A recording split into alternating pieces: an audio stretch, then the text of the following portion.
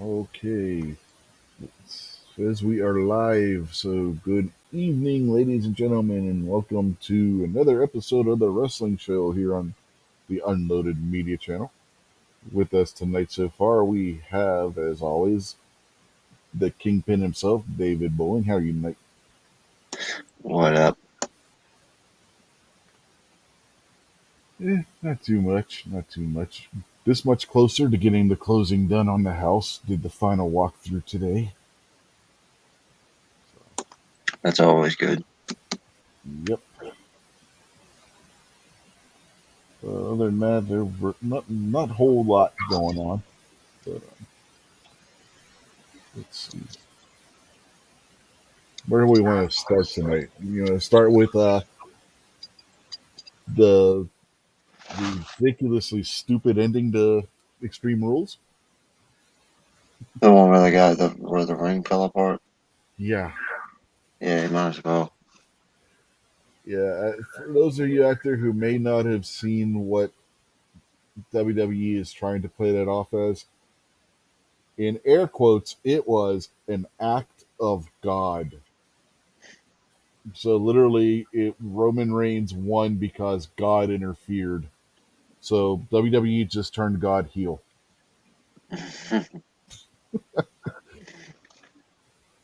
How stupid is that?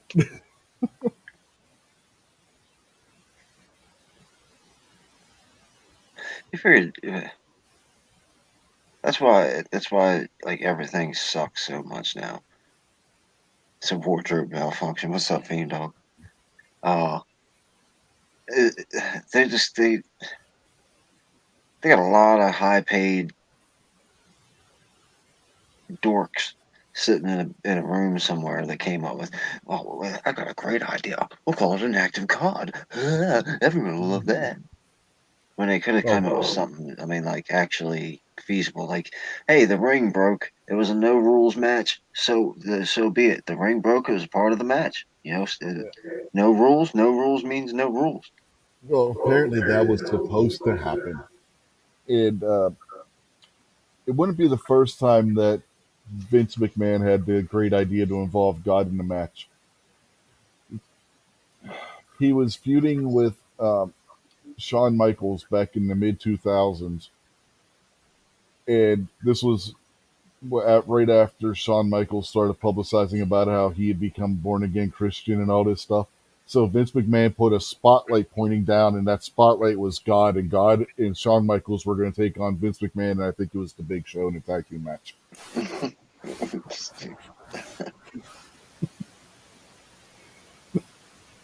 So I mean, I wouldn't be the least bit surprised if that was Vince's idea to do the ring breaking as being an act of God, and God was helping Roman. But then last night on SmackDown, Michael Cole let out that during a match between Finn Balor and Cesaro that, oh, Finn had just fallen off the top rope. That was all it was. Yeah, that was more than just him falling off the top rope. Yeah, the whole turnbuckle collapsed. Yeah, yeah. They could have easily, especially with it being WWE and Vince being so hard up on the entertainment part of it. They could have said, "Look, folks, it was a no rules match. The ring broke. The guys did the best that they could with it." And I'm talking to the real world press. Like, hey, the Mhm. guys did the best that they could, and we re-secured all of our safety measures. We went through and double and triple checked and upgraded some safety stuff. Finn's all right. He didn't get hurt. We took him directly back to our doctor. That's why we ended the match right away. And then, juice up for the fans. Oh, it was the act of God, or no rules, man. I mean, there's really no way you can lose except for going out like a lame. Mhm. What I'm wondering is back in the when one was going from the 80s into the 90s, there was a match between the Hart Foundation, I believe it was, and the Rockers, and the ring broke in that manner in that match. For only this was legitimate. They were filming a episode of Saturday Night's Main Event when it happened, The Rockers won. It was a 2 out of 3 falls match for the WWE Tag Team Championship. The Rockers won and won the WWE Tag Team Championship, but then WWE decided they were going to retcon that and say that it never happened. So the Rockers had their championship taken away from them because the ring actually did break in that manner. I'm wondering if Vince wasn't watching some old videos like, oh, how can we do that today and make it actually part of a match? that's where that's where it's hard, like we were talking about in the pre-show, to determine, because the people who really run everything are insurance agents and lawyers. They run the entire world, and you gotta know that there's an insurance agent and a lawyer sitting there going, Vince, what are you trying to say? You want the ring to fall apart while the guy's standing on top of it, getting ready to jump? That's a little bit too far. There's really no way to determine how that ring is going to break, which direction he's going to fall. And there's just no way we can't ensure that type of move. But then you're thinking, okay, these are professional stuntmen. Jackie Chan slid down that glass building over and over again. Maybe they did set it up and they're just stuntmen and figured, hey, if I get hurt, I get hurt. If not, at least it's going to look cool. Yeah, and it did look like he got injured. I mean, we I, all thought that he legitimately got injured because of the way they handled it. yeah,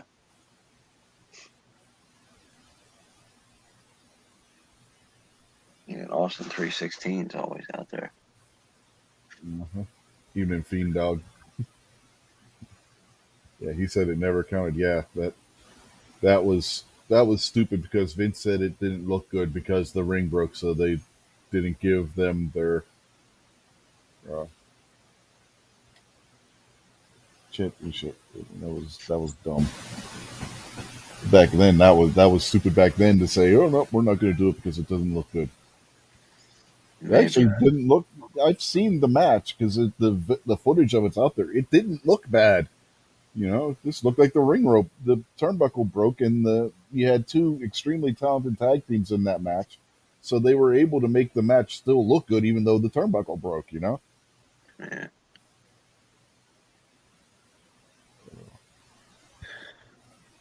Maybe Bin Laden was underneath the ring.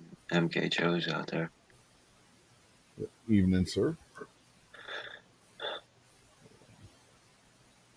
Well, it in Dynamite 2 weeks ago.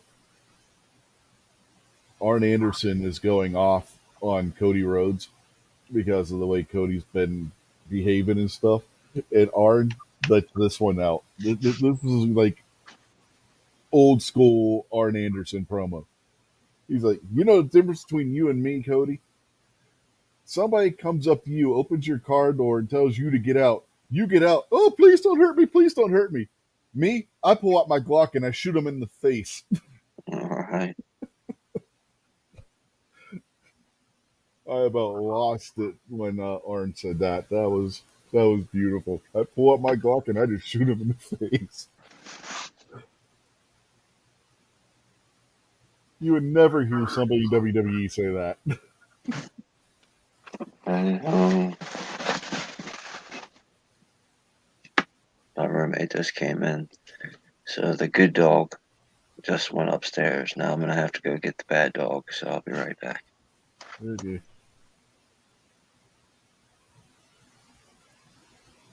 Yeah, yeah, Fiend Dog. That match wasn't bad. I mean, it's just Vince being Vince. It's like you watch the various wrestling channels on YouTube, and they all say the same thing. Vince is booking WWE with an audience of one, himself.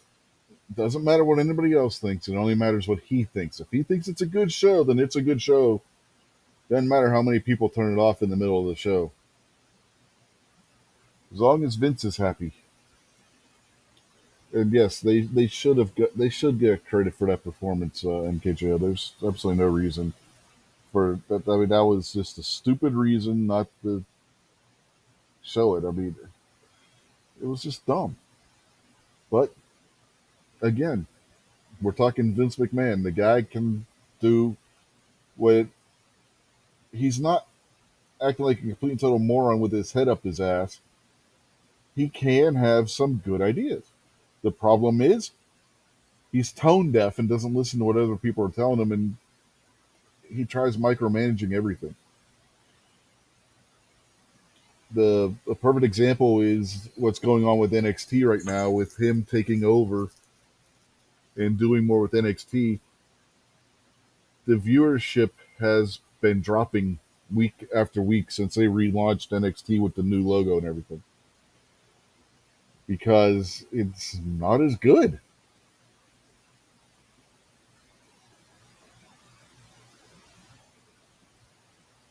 What's crazy? What's crazy? They have Rick Steiner's kid in NXT right now, and they're not letting him use the Steiner name. They're having him go by Braun Breaker, whereas before he signed with WWE, he was Rex Steiner. Which name sounds better, Rex Steiner or Braun Breaker? Yeah, so yeah, it's Vince McMahon being Vince McMahon again. Giving people stupid names is another thing that he does because I guess to him it sounds cool, and it's um oh hell, what the hell do they call it?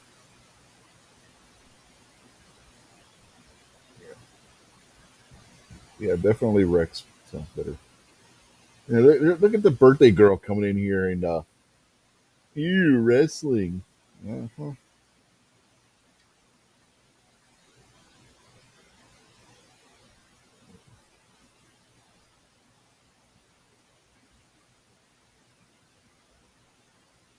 Yeah, Bastion Booger. Don't even that character. If you remember, the guy that played Bastion Booger was originally supposed to have been a monk character.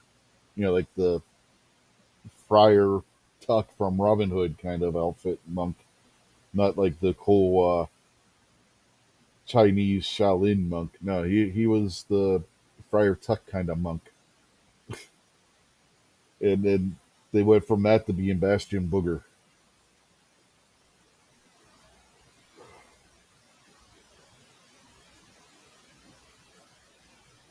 Yeah, not every gimmick change is a good one. Not everybody can go from being Vinny Vegas to Diesel to just being Kevin Nash. Yeah, so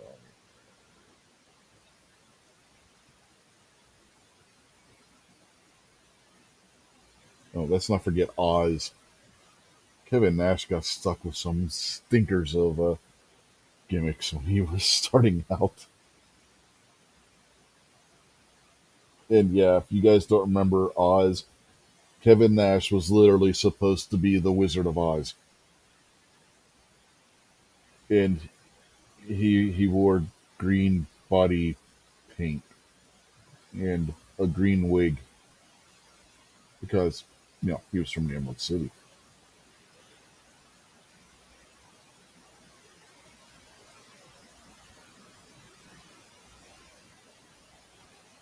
Of course, I was in WCW around the same time as Shockmaster and the Yeti. Isaac Yankem, yeah, Kane. That was Kane before he was Kane. He went from Isaac Yankem to Fake Diesel to Kane.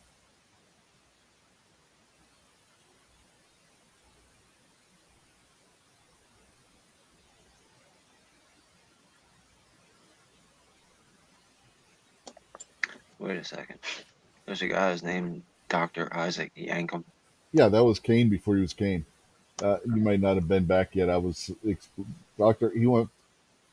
Glenn Jacobs is the guy's real name. He went from being Doctor Isaac Yankum, a horror movie dentist gimmick, to being Fake Diesel after Scott Hall and Kevin Nash had taken off and went over to WCW, to then becoming Kane.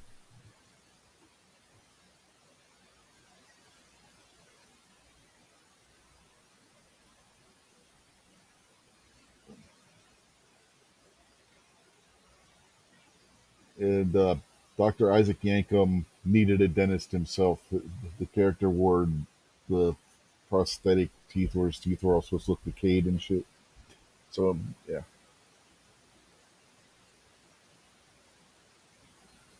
yeah, yeah. Originally, the Honky Tonk Man was a baby face, but the fans turned on him from the very beginning, and so they had no choice basically at that point to have to turn him heel. There was no way that they were going to get him over as a face. The very first, the very first time he came out as a baby face, and he was getting booed.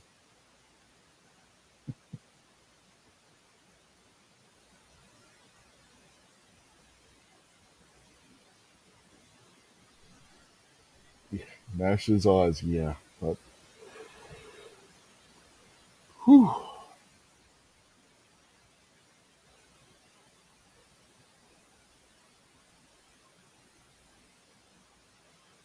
Oz, Vinny Vegas, and then Diesel. None of those three were really super good gimmicks. I mean, the closest one to actually being himself would have been Diesel.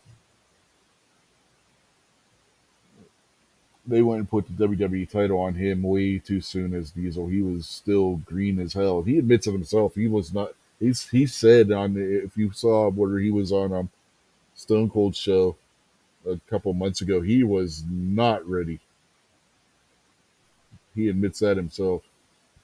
Oh God, tugboat, yeah, Shockmaster, a glitter, a glittered up stormtrooper helmet. And he said that he tried telling them and he couldn't see shit with that helmet on, but they made him try crashing through the wall anyway, which is why he fell down. I mean, he told him, "I cannot see. You want me to crash through this wall, and I cannot see."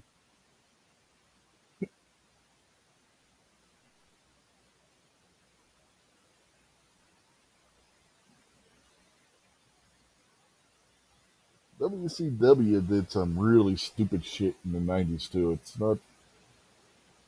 not limited to Vince McMahon doing stupid shit.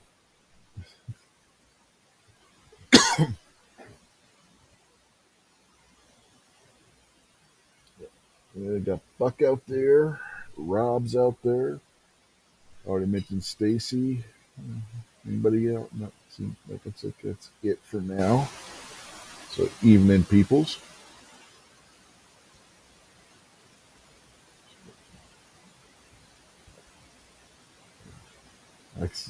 And that Arn Anderson line has spawned numerous memes.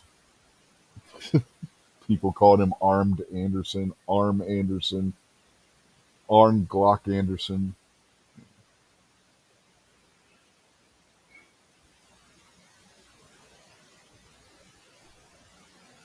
and then oh, good.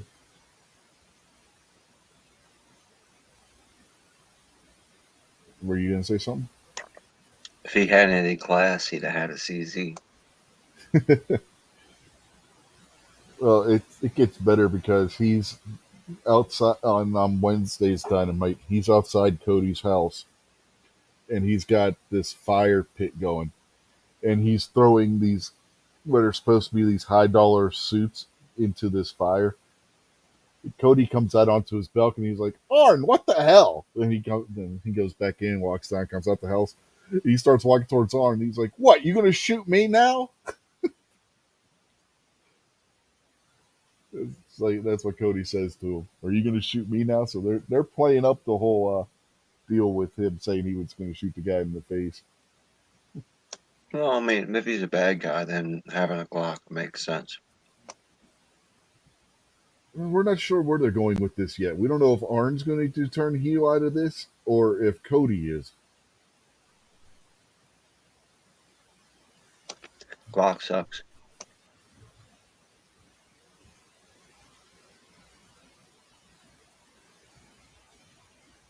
You got to admit though that was a great line. You know, the difference between you and me is you get out and be all wussy basically and be like, no, no, don't kill me, take my car, take my car.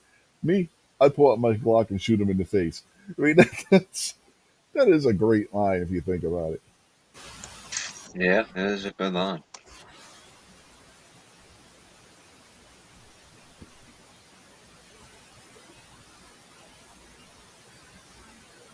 Fiend Dog says at least it wasn't a high point.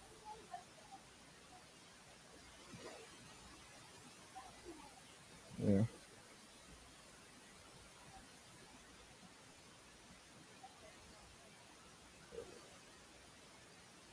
Yeah, there really hasn't been much of. I mean, it's like everything's been letting the air out of the balloon after that Brian Danielson and um, Kenny Omega match from a couple weeks ago, though. Oh, there's why he did it. MK3O's got it. It's Glocktober, but that would have still been September, wouldn't it?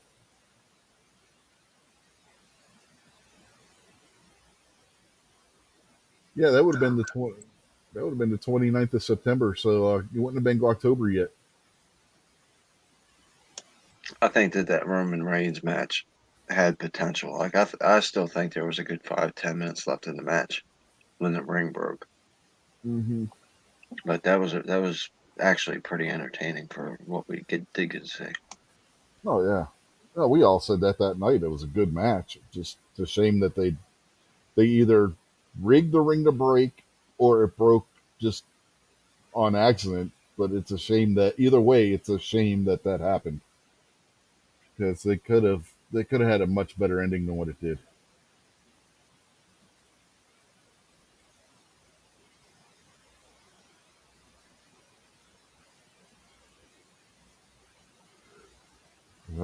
I don't think there's going to be any argument on that one.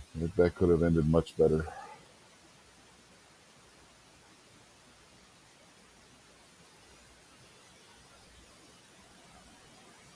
I went and I watched the last part of Cultaholic. They're one of the wrestling YouTube wrestling channels over in the UK, and they were doing a watch along like we were. So I just like curiosity, I went and watched like the last couple of minutes of that to see what their reaction to it was. And the guy that was hosting it just busted out laughing. He about fell out of his chair laughing his ass off when that happened.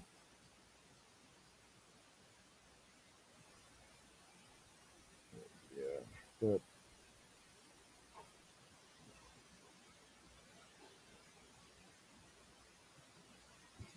Rob busted though, isn't Glocktober just a meeting for the Glock guys to swap back all their lost parts they found on the ground? Uh, I don't know. I don't know in a Glock, so I don't know.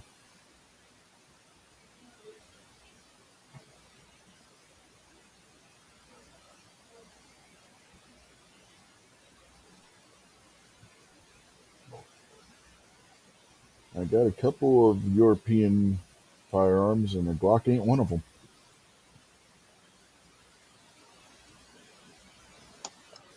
I'm never gonna be either. No, probably not. Unless, of course, they come out with a 10 millimeter carbine rifle, I might buy Well, I think the only reason why right now I would get a Glock would be to put it in one of those like microroni things because the Glock grip angle does lend itself to a shoulder fired weapon. But as far as a Glock just to have as a carry gun, no, not going to happen.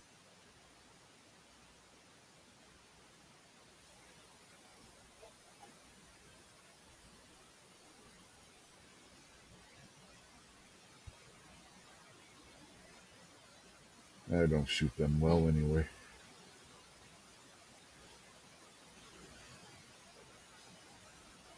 He ain't comfortable. And if you ain't comfortable holding the gun, you ain't gonna shoot it well.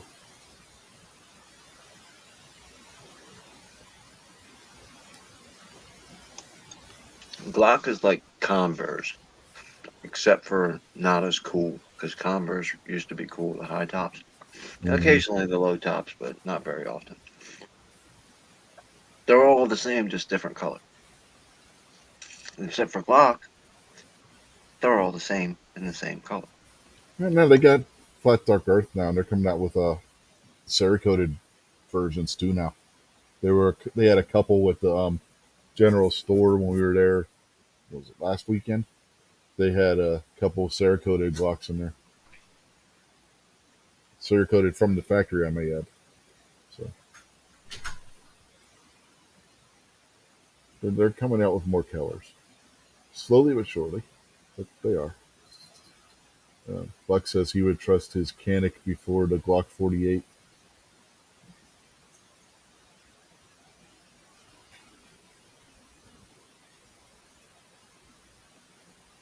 Um, Sportsman's Guide had the Canic TP9 Elite SC for under $400.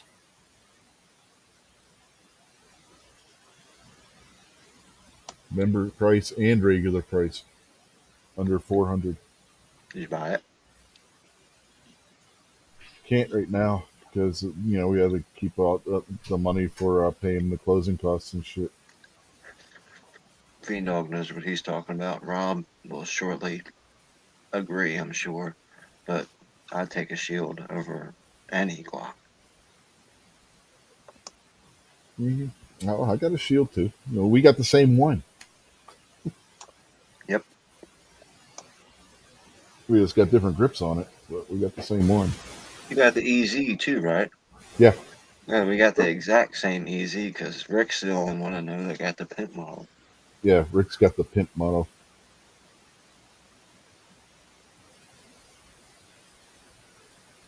And I got a M&P 2.0 compact right here too.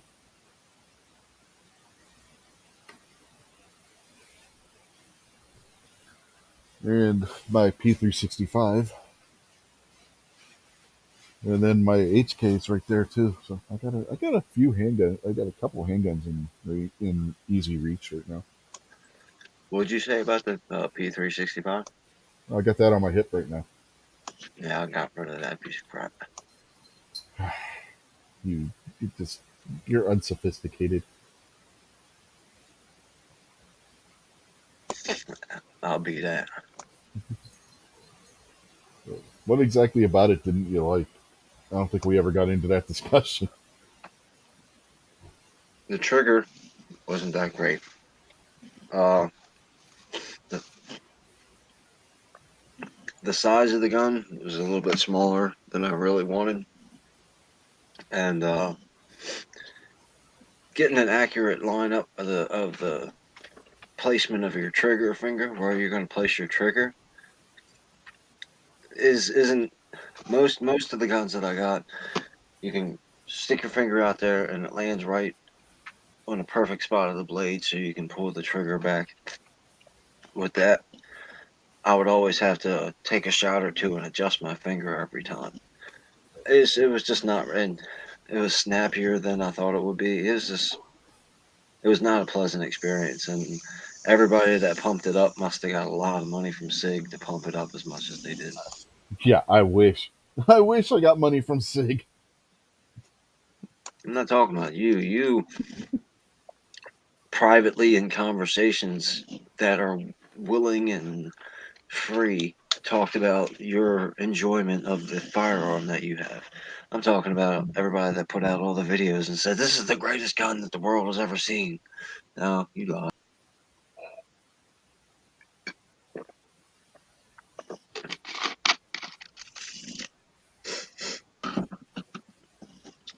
I'm sure. I'm sure. Like I know.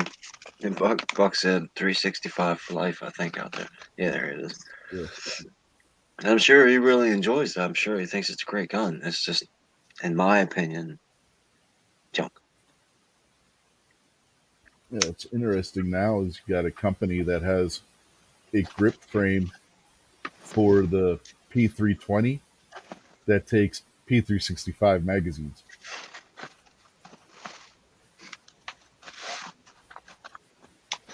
Well, I'm a little different. My P320 is in 45, and it's a real P320, not one of the little switch out models that they do where you build your own. I can't think of what they're called now, 80 percenters or whatever. Well, hell, you can buy. There's all kinds of companies that make grip modules, not just P80. Oh You, no, the Beretta APX is a grip module joint, and I love that gun. I'm just saying, uh, the 80% lowers that people make now. Yeah, It's not one of those. It's like a regular old factory gun. Is basically what I'm yeah, getting at. yeah. If I get a P320, I'm probably gonna do the custom thing. Get the SIG, the fire control module, because you can buy that separate now, and you can basically build up your own gun exactly how you want it, and probably go with one of the aluminum frames for it. Have a metal frame P320. I'd say I'd have to say that the slide on my P320 arguably is the best slide as far as I mean even compared to the EZ.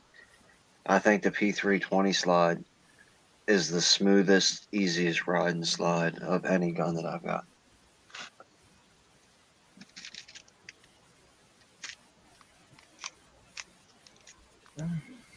I don't know, man. You got an EZ. That's what I'm telling you. The P320 slide is that smooth. Okay, smooth. I can see Well, smooth. and remember, it's also chambered in 45, so it's a little bit bigger, so you get more of a Yeah. grip on it than you would the other one. So I guess maybe when you're pulling back with a little bit wider of a grip, it doesn't feel the same, but it's real smooth and really light. Can you cock it with just two fingers? Let's find out. I blow people's minds when I show them the EZ, and I just grab it like with my thumb and index finger and just like pull it back real quick.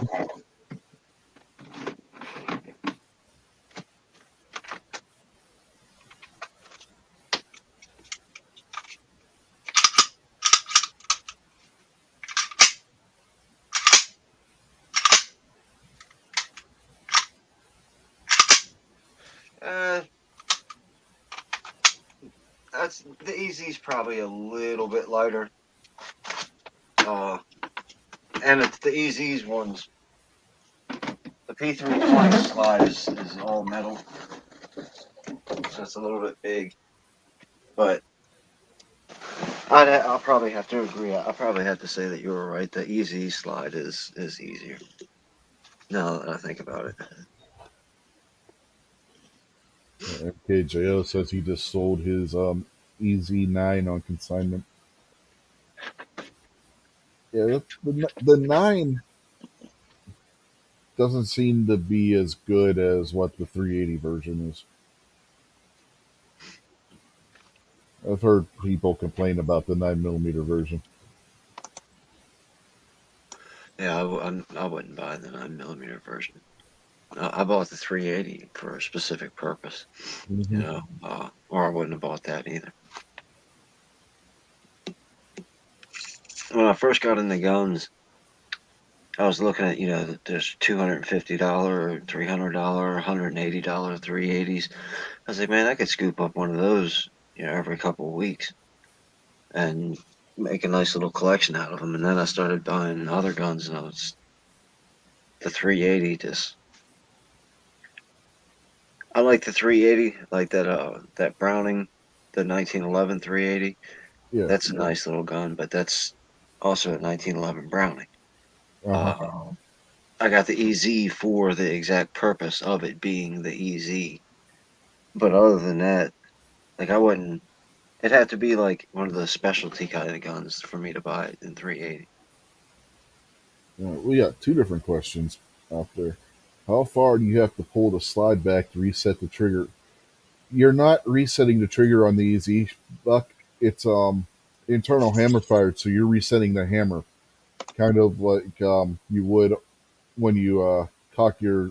It's more akin to actually to cocking an AR-15 than it is to cocking the striker on a striker fire pistol. Probably more like the Security 9. The Security 9 by Ruger's internal hammer.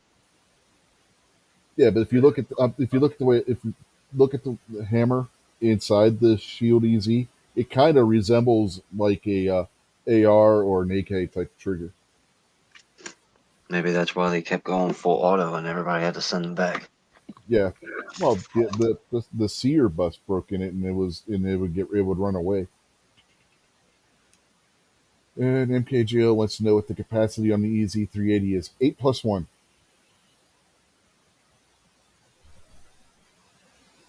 Didn't wasn't the second magazine only 7? No, Were they both? See, I haven't seen that 380 since a week after I got it back from customer service. So I don't know. I just thought that one of the magazines was 7 rounds. no. It comes with 2 8-round magazines. Uh, I got one of the magazines over here somewhere.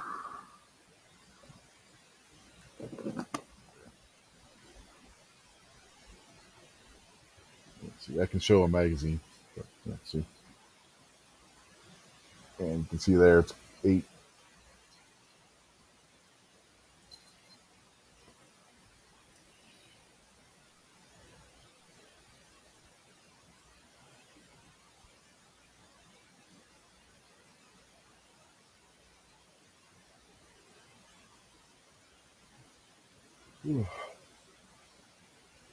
I saw another gun I wanted last weekend.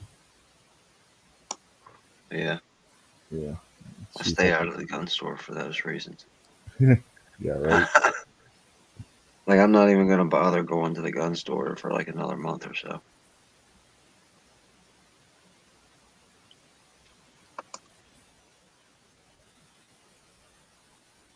That CZP09 is pretty nice, but it might be a fraction too big for my hand.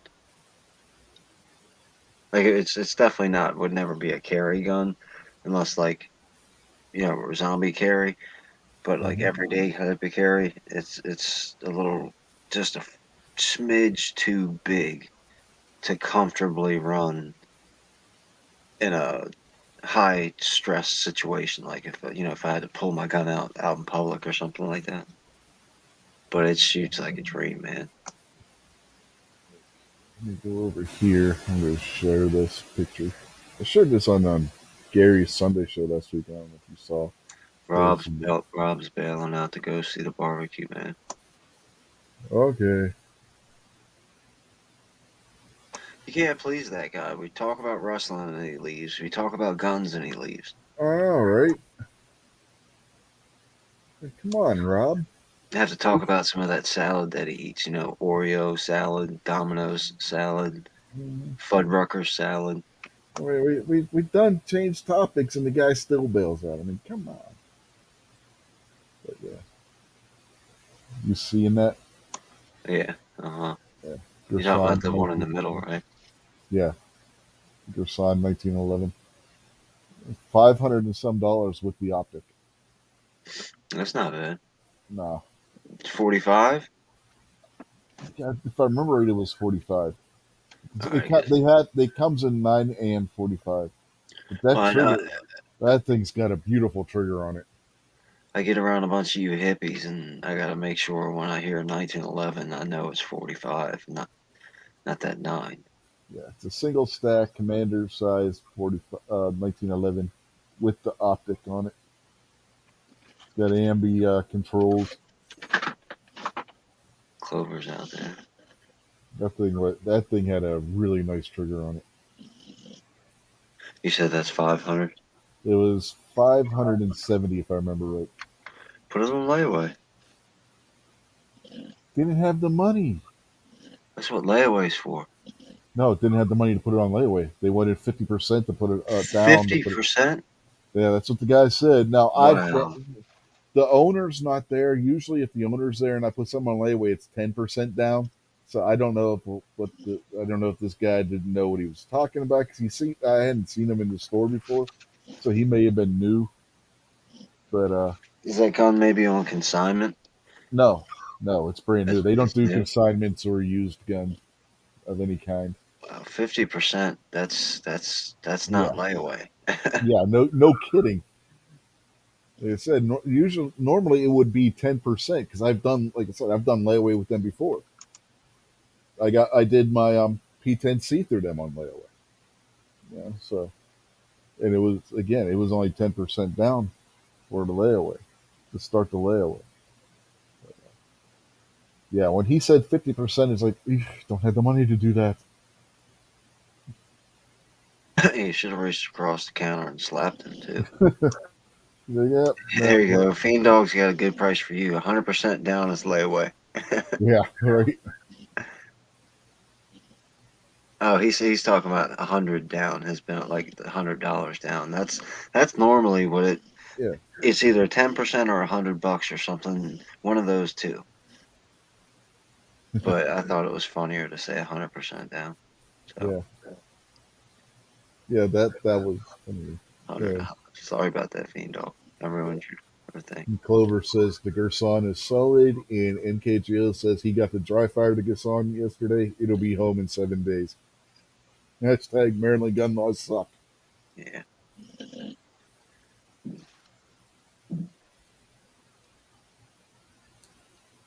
Yeah.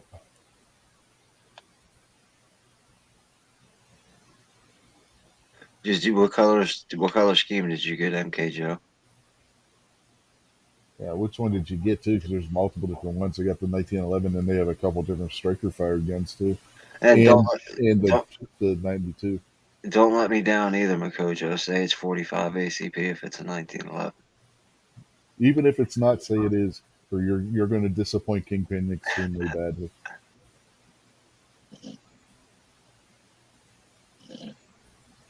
Walmart doesn't do layaway anymore. The one here does. Might be seasonal because usually you see them advertising layaway around Christmas here. Right.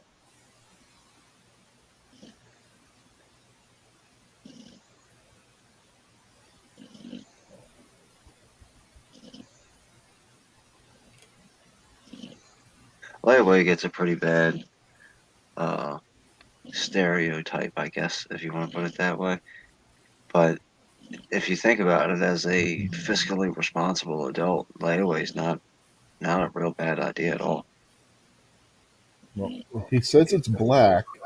Okay, so we know it's black. He's not telling us the caliber, Kingpin.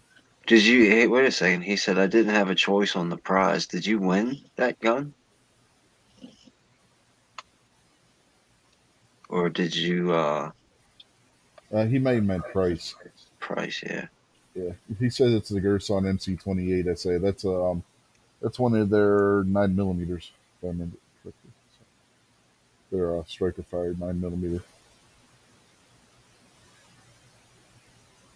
Oh, okay. There you go. Congratulations, man. That's pretty cool and very Oh, generous of you, Clover. oh, I said he won it on Clovers. Okay, okay. He got the. I get. He got the dry fire. The one he won. So he didn't say that part. Yeah, it's a Clover's 10,000 sub giveaway. Congratulations there, Clover. Yeah, congratulations, MKJO. That's pretty neat, man. I like hearing stories like that. Yeah. We're both recipients of stories like that as well. Well, I've only won half again. Well, yeah, I guess so. Yeah. I won two halves of a gun.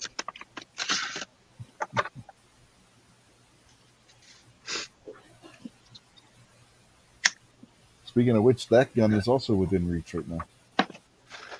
Uh, my arms aren't that long, but it's Well, right behind me. I would have to move the computer set because you know how I got mine set up and then reach over to grab it, but it's within reach if I move things around. Yeah, I'd have to open my closet, reach in, grab the box, put it together. I got it taken apart. It's still in the same box that the lower came in. Thankfully, the lower and the upper fit, even with the dot on the top. Hmm. Yeah, I still got to get an optic for that one, but I also got to find ammo for it, which isn't the easiest thing in the world to do right now. Yeah, pays to be a patron. That's pretty cool. Like some of a lot of people talk about the shills and all this other kind of stuff, but you know, uh, there's a lot of guys out there that got Patreon and have people that donate to their channels that do a lot of really cool stuff for the people that support them, and that's pretty cool. I've got no problem with people who do that. I don't really got no problem with people that rob everybody either. I mean, you can do what you want to do. If people want to pay you to be a shill on the internet, then good for you. But there's a lot of guys who get that title and shouldn't because they're good people and they do good stuff for the people who support them. I Cool just win guys. these things. People MKJO's winning guns. I just win these things. Well, this came from Clover too, didn't it?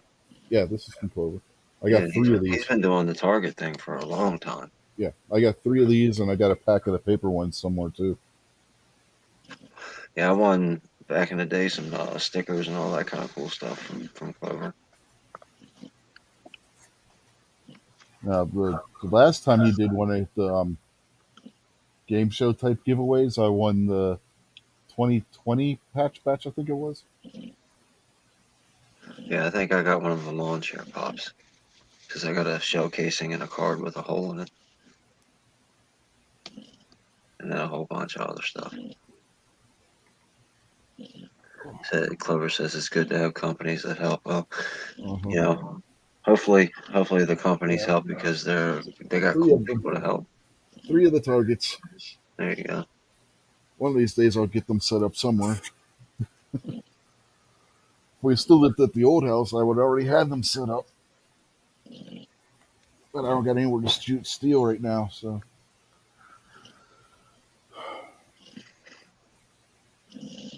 Yeah, Clover does a lot for his people, and he's talking about the companies that help. At least from my perspective, Clover doesn't seem like a shyster, a rip-off artist. He seems like a pretty straight up dude. So I'm sure companies are glad to work with somebody who's not hard to work with. yeah. Well, I don't know if you saw this or not. I got this from Ghost and Ages Gun Care. It's a little range cleaning kit. Uh, Got everything you need in there. you're gonna need more than that to clean the range. No, not to clean the range, for Not a cleaning your shovel. gun at the range. Yeah. There's not a broom, a dustpan, nothing. Well, you could do it basic training style and There you clean with go. your toothbrush. Yeah, But yeah, it's a nice little pack. So I think they want $30 for these on their website. yeah, that's pretty cool. They got their website pack pinned up here somewhere. Yeah, there it is. Back, I got that exact kit pinned. So let me go back. Let me go over there and then I'll throw the link out there if anybody's interested in buying one of those little kits. There's where you can get it. And I received nothing for advertising for them. I'm doing it wrong, aren't I? Yeah, oh, it happens. You feel?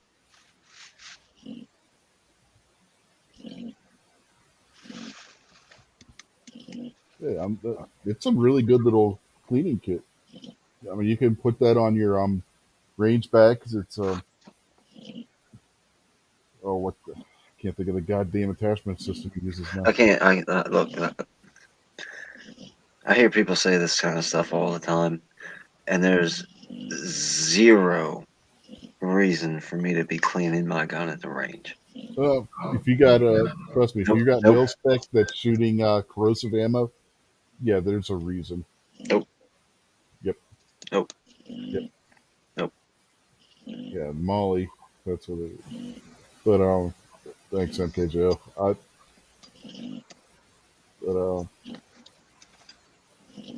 and if MK you like, Joe's another one, yeah, That dude, I see him in some other chats. MK Joe is official as can get. That dude is super cool. yeah, another thing that little kit would come in handy for is if you're going on a hunting trip and you're out and your gun gets dirty while you're out in the field. You get back to wherever your campsite or your lodge or whatever, and clean your weapon without having to take a massive cleaning kit because you can It has one of the pull cord type instead of the stick for cleaning. It's got the pull cord that you attach your brushes and stuff to, and you can. It's got plenty of room in there where you can put extra brushes. Like if you got a 308 rifle that you're taking, and it comes with for 9 millimeter, 5.56, and forget what the other brush is. But there's plenty of room in there where you can put like the brush you would use for a 30 caliber rifle or what a 12 gauge shotgun, whatever you're using, right? Why? Why? Why what? Why? Why, do, I, why can't you just wait till you get home? I said if you're like out on if you're out on a hunting trip. Yeah, if you're out on a hunting trip, that's what I'm saying. Your gun's there. You cleaned it before you left for the hunting trip, No, if and you're you not going to pull the trigger until trust that me, moose or bear or trust me. cantaloupe or. There's it is entirely possible when you're on a hunting trip to get your weapon dirty where you need to clean it that night. I guess so, man. I guess. Hey, what's in this? What's in this pink bag? Oh, that's your suit. The suit I'm supposed to wear to court. Now, if you depending, I've been on hunting trips where not only did I need to clean my rifle, I needed to clean because it was raining like crazy. Everything was all muddy. You sit your rifle down, not paying attention, and gets mud in the action and stuff. Yeah, there's situations where you're on a extended hunting trip where you have to clean it while you're on the trip. It's just one of those things that happens.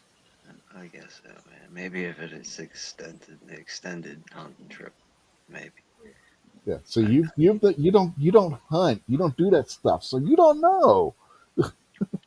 Oh no, I mean I know one of my pretty good friends from the range is one of those rather go hunting than eat kind of guys.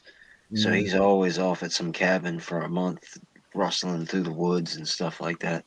So I get it. You got to have something compact because you're packing a month's worth of stuff to go up yeah. into this cabin and hunt jackalopes. Another thing would be competition shooting. You want to keep your rifle or pistol clean because it's more accurate. Yeah, I guess so. Clover says, looking for the 6-inch 10 millimeter Grisham in 1911. Yeah, or some. Are they supposed to be coming out with one in 10? That'd be kind of cool. Clover says that I've heard of this cleaning ammo for shotguns. Yeah, I You're have supposed some somewhere for the shockwave. I got a box in a 20 gauge. I haven't got a chance to try it yet. Clover says that he's hearing that 9 and 45 prototypes. That'd be interesting. Hmm. Obnoxious dropping his in a creek. I guess that would be a good reason to have to clean it. Oh, he did. He dropped. He had his 92X and he dropped it in the creek at the um, Iraq veterans shoot. Oh, I thought you were talking about that. What was it? The Altor that he put in the river at Sarge's house. Yeah, no, that's not what we're talking about. Oh, He dropped his 92X in the creek, and he was not happy. Clover said import problems have kept MC 1911 out. Yeah, I didn't know that he dropped his gun in a creek. I thought it was just a Yeah, prop thing that he did for the yeah, video. that he did for a video, but then he actually dropped his expensive Beretta in one too. Oh wow. Obnoxious has got us pretty. If even half of those guns are his, and I know he said that he said that sometimes he's just at the gun store taking pictures of guns, but his personal collection is stellar. Hmm. Like that dude's got some nice stuff. He's got a sugar mama, man. Hey, I'm not hating on No, I'm not either.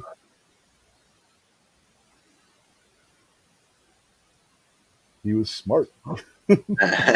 him. He moved to North Carolina. Uh, Better than Illinois. Exactly. Shipping containers off of the coast. Yeah, I sat on the phone with Verizon and Consumer Cellular today for 4 hours. Ultimately, for them to tell me, "Oh yeah, we don't have any of those things, and we haven't had them since May, and we don't know when we're going to get them." Yeah, yeah. I was lucky I got my phone when I did, and they had to back order it, and then or they had to order because they didn't have any in stock. If this was the last one they had in stock, if they wouldn't have found this when they did, when it got lost because UPS delivered it to Walmart instead of to US Cellular, I would have it would have been on back order. yeah, that's lame. The And only problem I have with the sugar mamas is I don't have one. you start hitting the bars. I've never been a girl like that. I've always dated like what ended up being rich girls, I guess you could say, for the most part. And it's they're different people, man. Oh yeah, They were always nice, but you could tell they were different.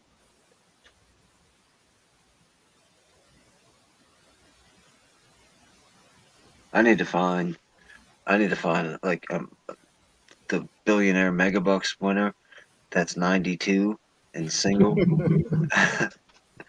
your and super I'll love cougar. her for the next 15 minutes until she passes away, and I'll grieve for her for the rest of my life. Yeah, you need to find yourself the super cougar, is what you're saying. Super duper duper cougar. I'm talking about foot in the grave. Like plans are already made and stuff's already paid for. You're talking about a Gizzard Gary cougar.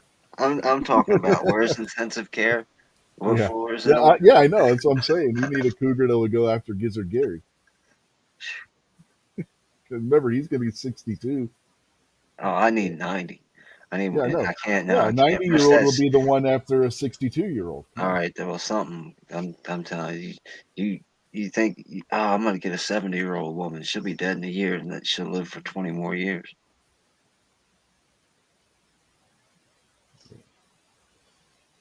The only gun I got this year was technically only half a gun, and that was the lower for the 224 Valkyrie. And the last gun I got before that was the P365 last year. I, gun money has not been something that I've had lately. Uh, uh, the last gun that I think the last gun that I bought was the CZP-09, and I just haven't been into it. I've been doing other stuff, and just haven't really been into it. I got a couple in 2019, got a few in 2018, but then you know, That would be my luck. Clover just said, or she outlives you. That'd be my yeah, luck. right, yeah, Kingpin I'd get marry married, I'd they'd walk marry a out. 96-year-old woman that lives until she's 120, and I'd die at 47. You'd get married, walk out of the church, and get hit by a car, Something, yeah. or the bell fall out of the steeple and fall on you. Get struck by lightning or something.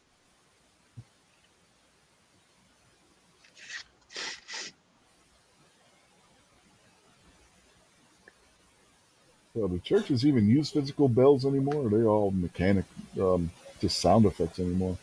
If you look But at the churches, it's all like a speaker in the steeple now. Like these newer churches, it's like, what the hell? They don't even use real bells anymore. I wouldn't even know. I wouldn't even know if all churches even ring bells. I'm sure there's plenty of them that don't even ring a bell. Might only be Catholic churches anymore at this point. They rang that stupid bell in D.C. I think it was 700 times the other day for one for every thousand oh no patients that have checked out. Oh my god. Can you imagine? Can you imagine being anywhere near that thing and hearing it dong 700 times? That would get irritating really fast. Especially if you're like me and you know this is all a clown show anyway. To have to sit there and listen to 700 clown shows. Hmm. Oh man. That was something else they had too. They had a couple of Taylors and Company single action armies in there too at the general store when we were there. Those are nice too. If you've never got to handle one of those things, if you're into like single action revolvers, the Taylors and Company when they do, especially when they do their factory tuning on the Ubertis they get in. Oh my god, those are nice guns. I was my the shop that we work out of is 50 yards away from a gun store.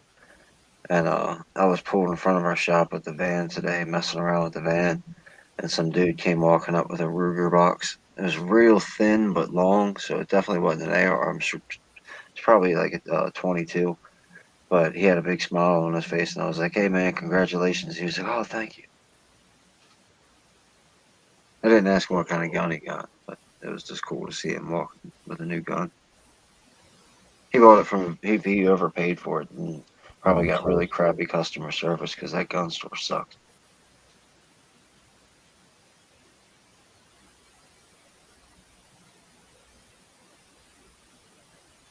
Yeah, tell me about Clover. They're local to here. They're down in Winchester, which is like 45 minutes from here. I've tried a couple of times asking them, "Hey, can I come down and do a tour of the shop and we can do a video for my channel and stuff. You can promote your stuff." And nope. So, yeah, they are extremely hard nut to crack. What is it? What is Taylor's? They're they import Ubertis and Pietas from Italy and some other old um, like replicas of rifles and stuff from the Wild West.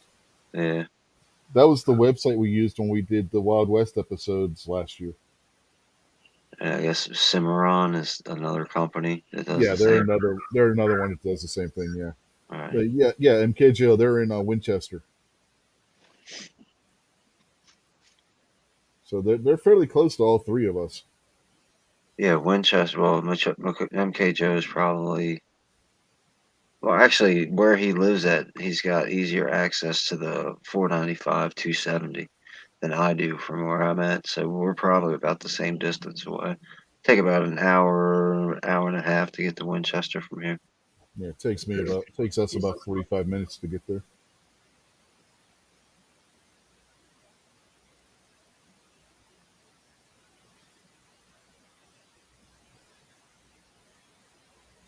They're if I remember right, they're down there by the airport in So Winchester. what did when Rick got that Uberti, did he get an Italian Uberti or did he get some American copy of a copy? I don't know if this is a Cimarron and Taylor's or if he just got a new birdie. Because you can get, there's companies that Well, he bring always them in says it's just distribution. the Uberti. Yeah, He always just says Uberti. yeah. I honestly, I don't know. Because you can buy them online from places like Bud's Gun Shop and that, and they'll just say you birdie. They won't. But then you can get one from like Taylor's and Company or Cimarron, and they'll do like trigger jobs and stuff on them. Whereas if you bought it from like Bud's Gun Shop, they wouldn't have the trigger job.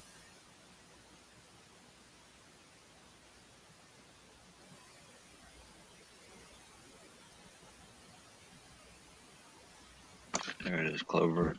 Clover Yeah, said that that Cimarron guy's collection is pretty hardcore. And then the Uberti's an American thing. yeah. There's a Uberti USA where they import them themselves and then they sell them through distributors, which is why I was that was basically the point I was trying to make when you could like buy them from like Bud's Gun Shop or someplace like that. Yeah, we're on the same page. It's just we use different terminology.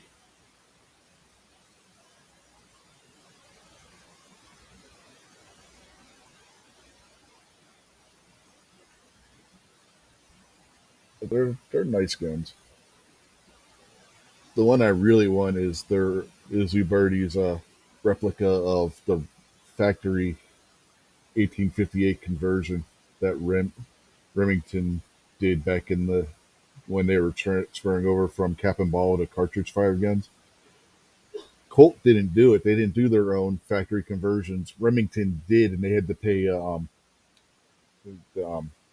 oh heck, what's the a royalty. They had to pay a royalty on every one of the guns that they sold to do it. All right, But Clover laid down the map there, Rich. What do you say? yeah, yeah, I agree. With all of it the same way he's got it written? Yeah, your Birdie, Cimarron, then Taylor's. Yeah, I agree with them on that. I couldn't disagree. I don't know enough about any of this stuff, but I do know Clover and you both know your stuff. And if you're both saying the same thing, that's probably right. Yeah, it'll probably be the same with Pieta. It'll probably be Pieta, Cimarron, and Taylor's. Yep, exactly what he just said there too. Birdie's the base model, Cimarron is the GT, and Taylor's is the supercar. Yeah, if it was a Mustang, you have the V6 Mustang, the GT, and then um, the Shelby.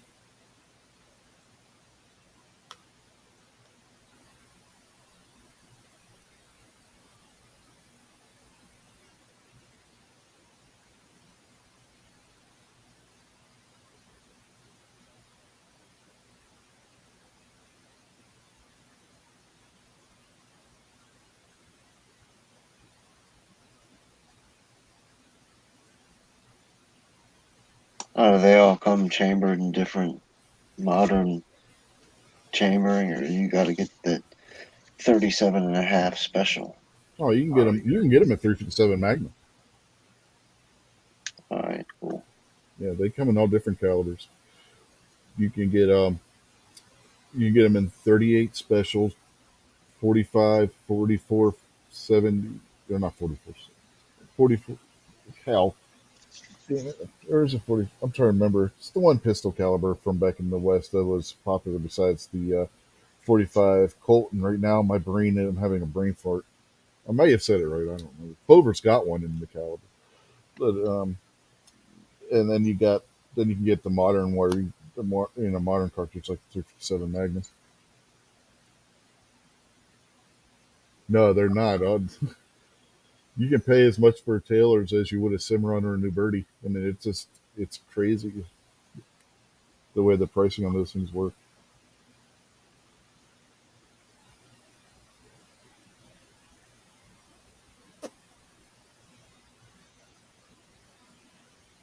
All right, so the top one is the Taylor. The best one is the Taylor. Yeah.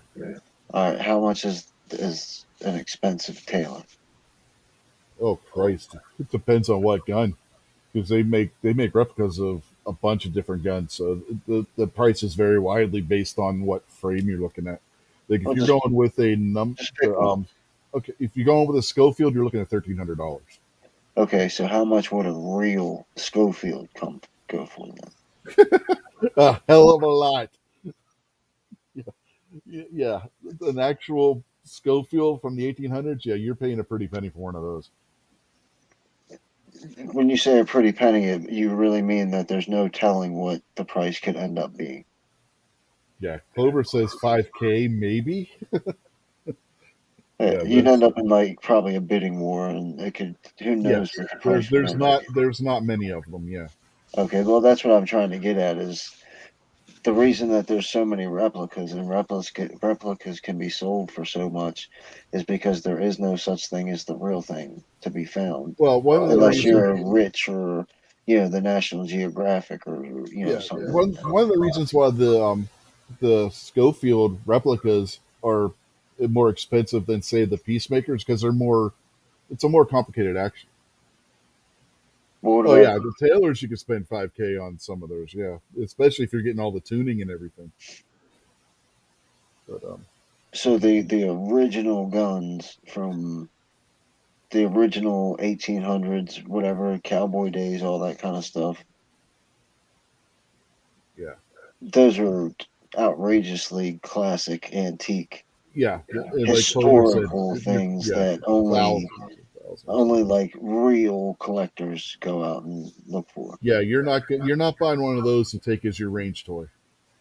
You're like Clover says, you're talking thousands upon thousands Yeah. for an original. Okay.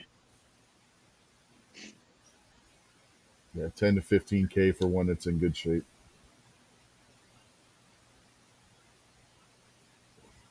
5K would be one that's like rusted out but still might be shootable.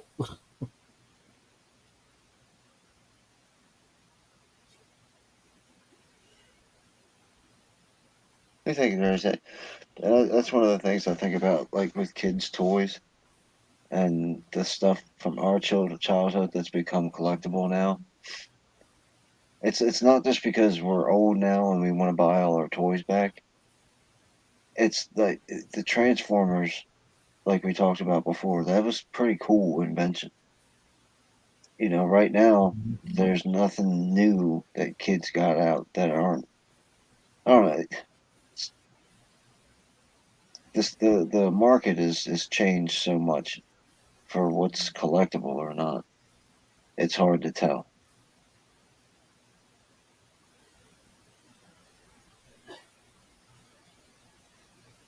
Yeah, it's always changing. It's always in flux. But a lot of my things, I'm not collecting them because of the collector value. I'm collecting it just because I like it. You know, which one? The one that walks, the auto transforming one. Yeah, that thing is crazy. Oh, Patriots here. yeah, we haven't been talking wrestling for a while, Peter. We've been talking guns. Yeah, Rob D didn't approve, so he left to Uh go huh. talk barbecue.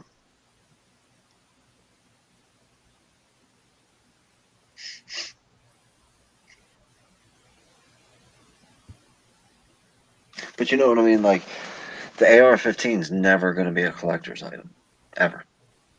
You know, there are ones that are. Yeah, I know, but there are Bic lighters that are collectible. There are, Coke bottles that are collectible. But I'm talking about not the way these 1860 guns that we're talking about are highly coveted. Nobody's ever 100 years from now, nobody's going to be like, "Oh, you got a Glock 19? I'll give you $10,000 for that." They'll be like, "Hey, I got a closet full of Glock 19s here. I'll give you $10,000 to take them out of here." Right? I don't have that giant Optimus Prime that Clover was talking about. I have a miniature Megatron that actually transforms. What's he transformed into? A gun still? No, tank. No, He's it's a he turns into a little itty bitty tank, dumb. which if you think about it, makes more sense anyway. No, it doesn't. Yes, it does. No, it doesn't. Yes, it does. No, it A doesn't. robot that's 40 foot tall, does it make more sense for him to transform into a P-38 or a tank? They're make-believe robots. They can do whatever they want. Well, that goes back to the origins of the show too. Like Megatron coming from the line where every one of the toys was supposed to be just a teeny tiny little robot that actually was the item that it would transform into. So Megatron was actually supposed to be the P-38, and he wasn't supposed to get any bigger. When he transformed he was supposed to be the dimensions of what a P-38 would be. So with that in mind, Megatron turning into a 40-foot robot in the Transformers TV show is a stretch. Yeah, but he didn't turn into a 40-foot robot. Yes, he did. He turned into. Megatron was supposed to be 40 foot tall, man. Yeah, but I'm talking about the gun. Yeah, Transform him into a gun like he's supposed to be. And then there was something else he transformed into. I can't remember when they stopped making the toy gun. yeah, tank. They turned him from a gun into a tank. That's what they went directly to was the tank. Yeah, the See, very next I can't Megatron after remember that like was a tank. Yeah, I can't Unless you remember. I want to just go I with just Beast remember at Wars. some point in time they were like, okay, no more Megatron gun. That's going away. Well, he's got a gun. I mean, it's just a much bigger gun. Yeah, he's still got the joint that he carries on his arm. That used to be like the barrel or the scope or something for the Yeah, original now Megatron. that's part of the tank barrel now. Yeah, I mean, it's a much bigger gun that Megatron has. Patriot said he's got a couple figures from the original Aliens. Those things come collectible. Like if you go into, I don't know if you guys have ever heard of what's this Hot Topic or different like goth stores like that, and they collect them toys. They're Well, heck, expensive. you can buy Alien and Predator toys at Walmart in the toy section. You don't got to go to the specialty store for that. And Clover talked about uh, there's a 10 million ARs made now, and people are throwing them in a lake for a year to see what happens to them. Hmm. Or there was only 10,000 Colt Peacemakers made. Well, there was more than that made. There was more than that Wow, made for the military. I don't know. But Yeah, see people it's getting. not like, yeah, it's not like in the future you're going to be walking through the Arizona desert and you're going to find a gun growing in a tree. Well, and it's it's so much easier to earn the money to go out and buy another AR. I'll just go get another one. Mm, Oh, my trigger broke. Oh, I'll just get another one. I don't like this buttstock. Oh, I'll throw it away. Get another one. yeah, you got to remember back then you might pay $25 for a Colt Peacemaker, but that same $25 would buy you a horse. Right. Yeah. And maybe So, two or three of her friends. yeah. No, I didn't say that. I didn't say whore. I said horse. You know, So,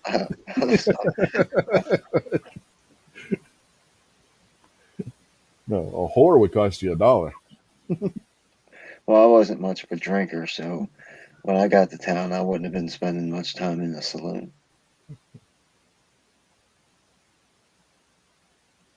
Well, they did more than drink in the saloons. You had card games and stuff. Yeah, I'd rather hang out with chicks than a bunch of smelly drunk dudes.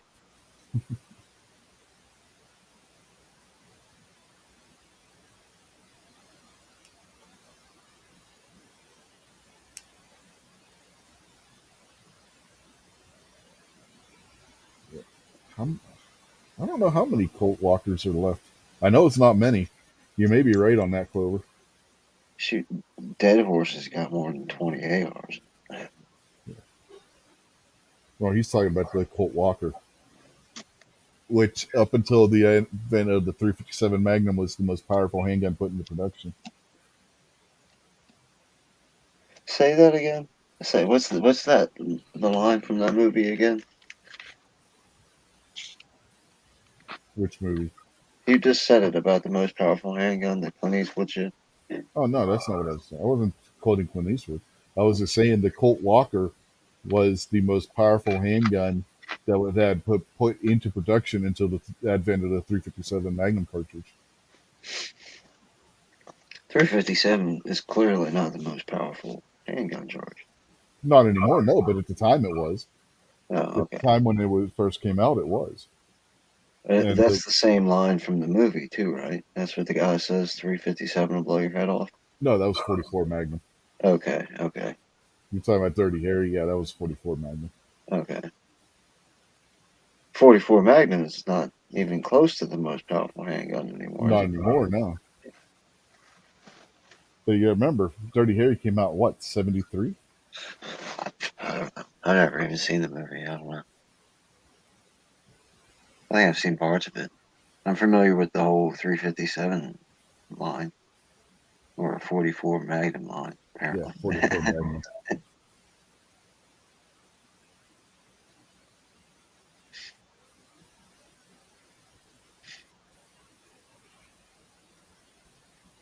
I couldn't watch Caliber Corner. Uh, they started talking about guns that they wanted to buy, and I was like, man, I can't listen to this.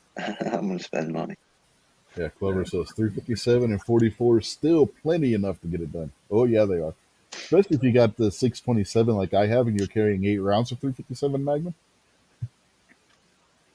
Yeah, I mean, theoretically, realistically, I mean, the 44 is. I mean, you could argue the 50 AE just because it's a semi-auto, but No, 58 is not the most powerful either. well, You I got know, but it's a step. It's a step up a little bit, but it's also a semi-auto.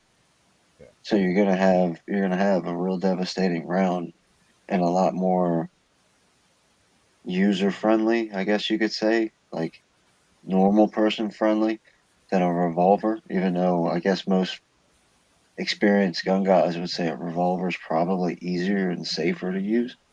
well, one thing that's going to be in the benefit of the Desert Eagle is one, the thing weighs a freaking ton, and two, it's a gas operated, so that's going to help mitigate some of the recoil. Yeah. Whereas But when you get into a revolver, the 357. I mean, I don't know that you could.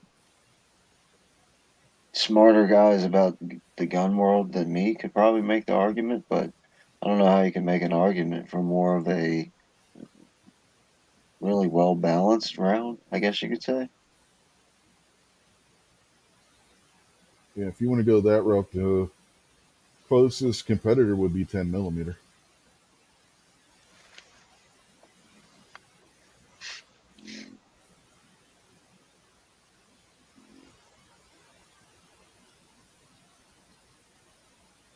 And then 41 Magnum, if that had ever really caught on, because 10 millimeter, depending on the charge and everything on it, that's between 357 and 41 Magnum. Echo's joined us. What's up, Echo? Good job with the Guns and Barbecue interview the other day. That was good stuff, man. Yeah, that's the downside to the Desert Eagle Clover is how huge the damn thing is. Yeah. The Well, I arms mean, are going to that get comes tired down just to the holding it. argument about capacity, right? Because you could make it smaller, but it only hold 3 rounds.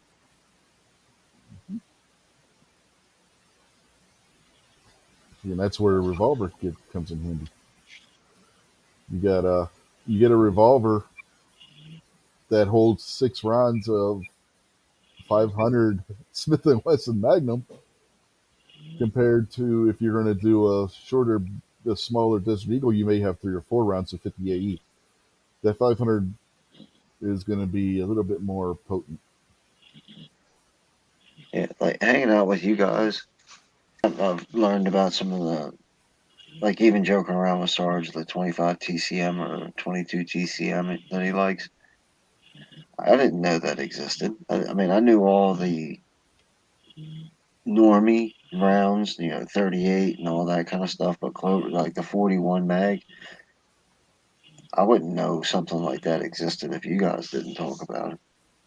Yeah, 41 Magnum never really caught on, which is too bad because it really is a good round. There you go. There's some 460 for you. Oh yeah, Uh, 460, depending on the load, 460 can actually it has more velocity to it than what the 500 Magnum does. I was watching Travis punish himself with that 454 back like a year or so ago when he made that video. Oh, well, 454's got nothing on the 460 and the 500. Well, Travis didn't seem to be enjoying that very much. It all depends on what you're firing it out of. With the revolver, the biggest mitigation factor to recoil is going to be the weight of the weapon. Now, with the 460 and the 500, they do have muzzle brakes for them, which you might want. It's like when you that video where Kentucky Ballistics set the record for how fast one could empty a 500 Smith and Wesson Magnum, and he was doing it with the 3-inch barrel. Ain't no way in hell my arm would be able to do that. My arm would not be able to take that recoil. You get a 10-inch with the sling and the muzzle brake on it, now you're talking about a totally different animal. Still going to recoil like all hell, but it's not going to be anywhere near as bad as a 3-inch barrel. That's one of those guns for insane people.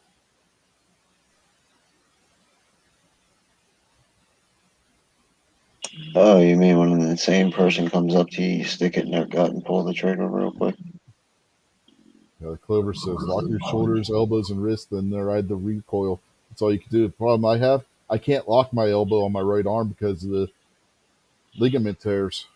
Uh, all right, let's get down to the nitty gritty on this. Are all these rounds just compensators and guys trying to uh, do No, it just because they can, not because they should? Like, big is game there hunting. anybody out there reasonably using a 460 Smith and Wesson for anything? And Rich, please don't tell me that this one guy back in No, they're for big game hunting. 1482 shot one bear ever in history. No, they literally are used for big game hunting. There have been high power pistols for big game hunting forever. That's what the 357 and the 44 Magnum were originally developed for big game hunting. There have been people that have been using handguns to hunt for a very long time, and these are just the latest iterations of the latest super cartridge for doing so. So, in other words, most likely what happens is popular culture seeps in and glamorizes all this kind of stuff. There's real guys out there that like the 460, and then idiots on YouTube grab it so they can shoot pumpkins with it and give it to their girlfriend to make TikTok videos. Yeah, basically. Okay, But yeah, there is a legitimate use for these things. all right, Like Clover said, hunting more than anything else. all right.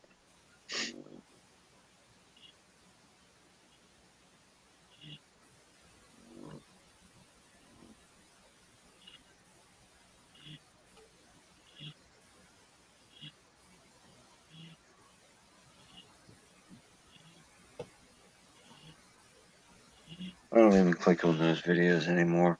The gun fail videos.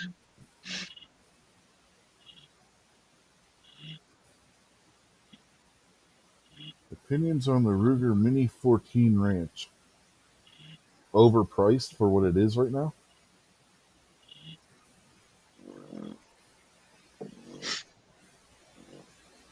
Yeah, that's Did you buy that Mini 14? I remember you were talking about that before. Did you already buy that, or is that something you're planning on getting? to him. Yeah, MK Joe. Because I remember, I think last week we were talking about the Mini 14 with him. Yeah, Mini 14's cool gun, but the prices are going for right now, they're not worth it. They're overpriced for what they are. Yeah, I bought mine.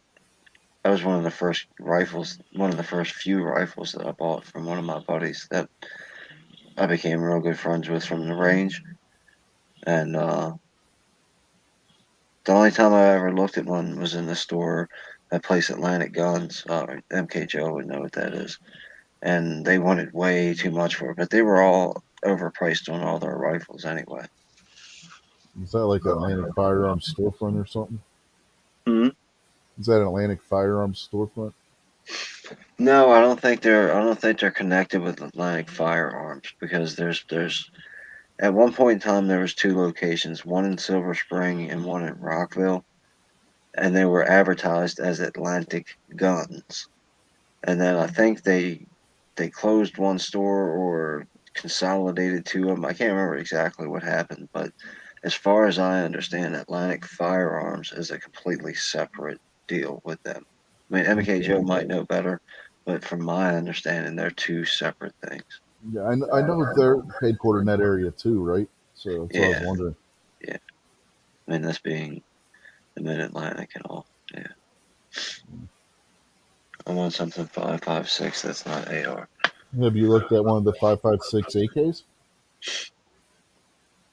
You could get, if you're looking for like a bolt action rifle, I'd recommend going with a Remington, what's it, the 500? Is that the one that's in 223 or is it the 700? Because one of them, I got both of them. One of them's 308 and one of them's 223. I don't know. You could get the Ruger American in 223 as well. Yeah. Well, there's a couple of different ones, Clover, in 5.56. There's the Yugo one, and there's a Polish one as well. Not you had good luck finding the Saiga because of the damn Russian ban. If you're going to get an AK in 5.56 now, it's either going to be one of the Yugo or Serbian or the Polish, if you can find them. But you're going to have much better luck finding one of those than you are the Saiga anymore. And Arsenal may have one too, but the Arsenals are going to cost you more, a lot more. Arsenals are overpriced. They always have been. Arsenals have always been overpriced.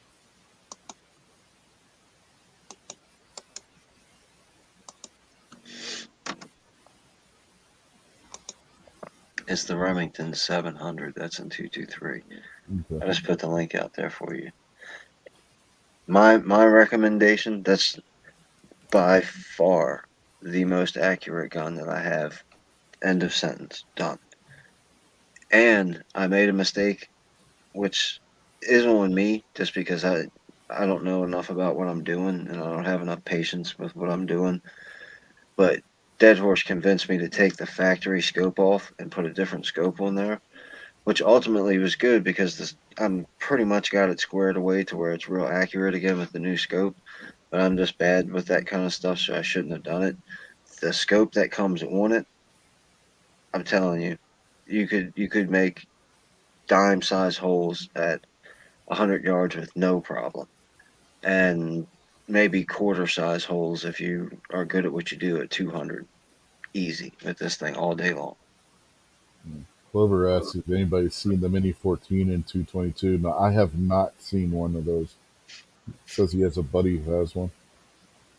Yeah, I haven't. I've only seen the 223 and 5.56, and of course the Mini 30, which is basically the same thing in 7.62 by 39. Yeah, MK Joe, the Atlantic Guns, and this little strip mall was the one in Rockville. I'm pretty sure they closed that store and moved somewhere else. And he said the Mini 14 prices are high right now. I'd sell you mine, but I don't want to sell it. I'd sell you that 223 rifle maybe if you wanted that one, but I can't sell the Mini 14.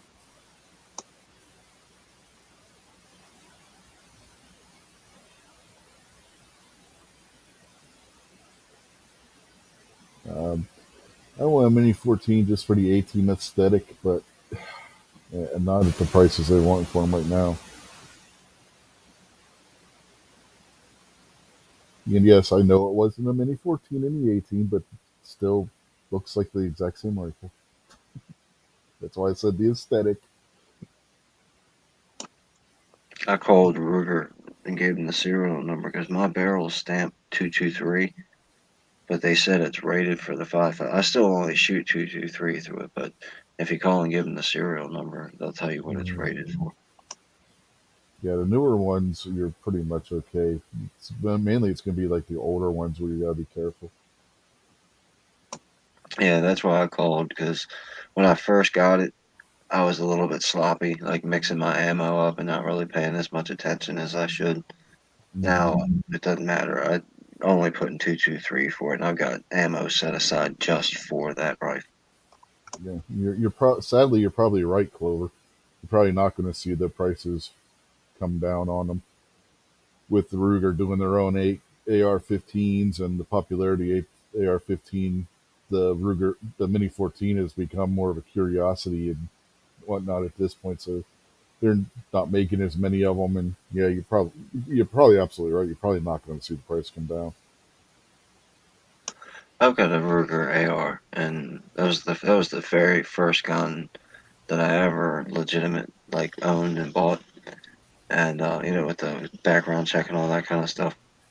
And it's fabulous, man. I absolutely adore that thing. I put countless rounds through it so far. I mean, I couldn't even tell you how many rounds I've got through that thing right now.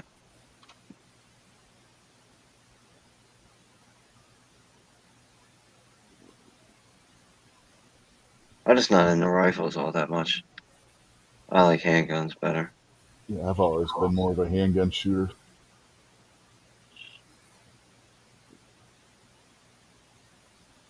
I have shot competitively with rifle and handgun. I've always preferred the handgun.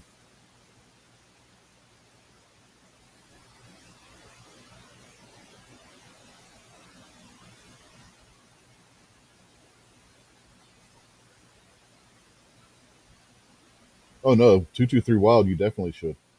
MKJO, it's made to fire both calibers specifically. So yeah, you're perfectly fine shooting 5.56 out of a 223 Wild.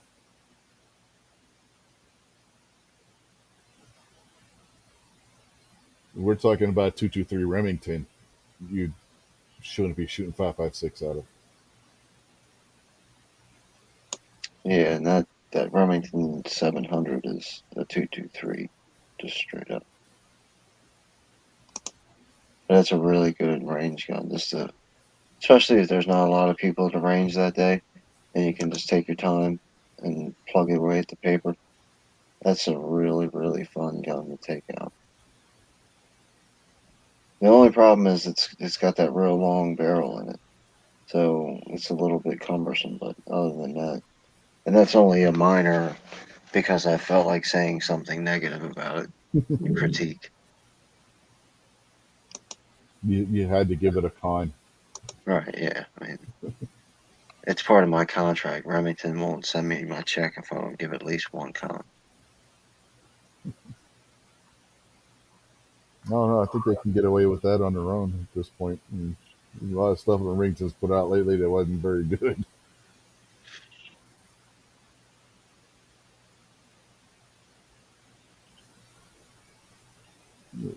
Other than their 1911s, their handguns lately have not been very good. And Has the 300 blackout fad fizzled out yet? Because you don't hear anybody talking about 300 blackout that much anymore. I wouldn't say it's fizzled out, but there's other competing cartridges and stuff too now. So I mean,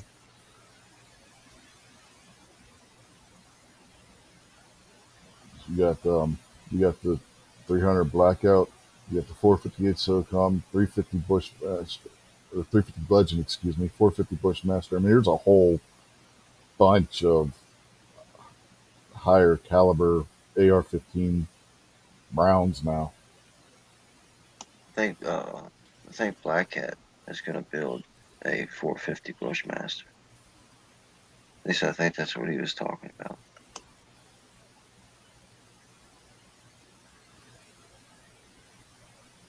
My wife's got 450 Bushmaster, but it's the Ruger American bolt action. So what's the difference between the Ruger American and the Ruger Ranch?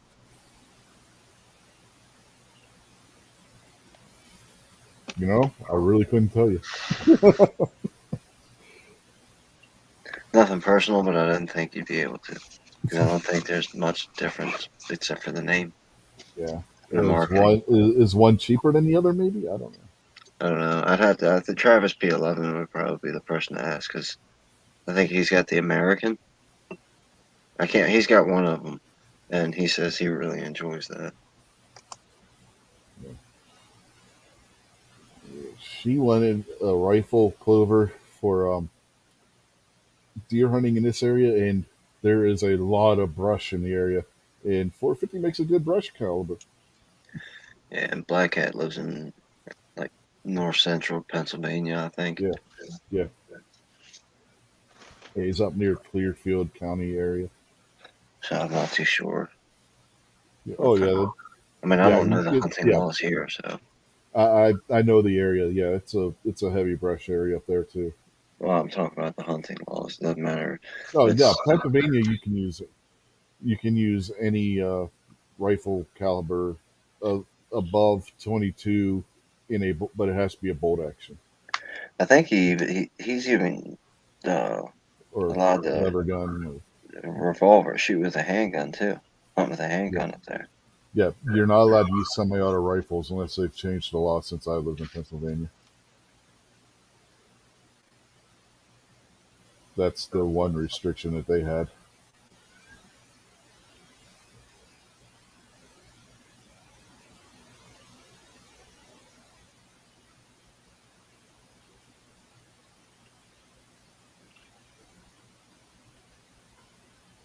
All right, so okay, I get it. Uh, the ranch and the predator just have basic trim packages that are different.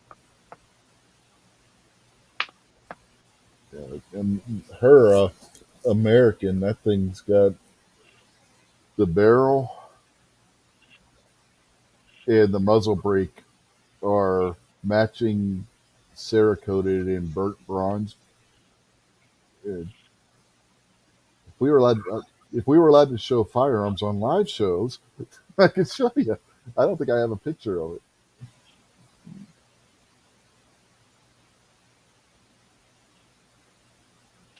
I'll have to check.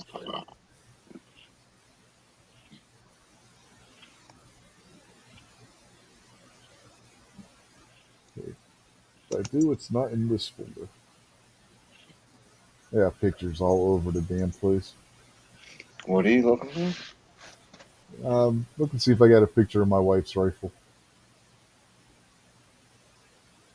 because can't show it live because you know they don't like you showing live pictures or firearms. You know what I mean? Can't show a gun. No, you can show two guys playing wiener or dildo, but you can't show a picture of you can't show a firearm. Figure that one out.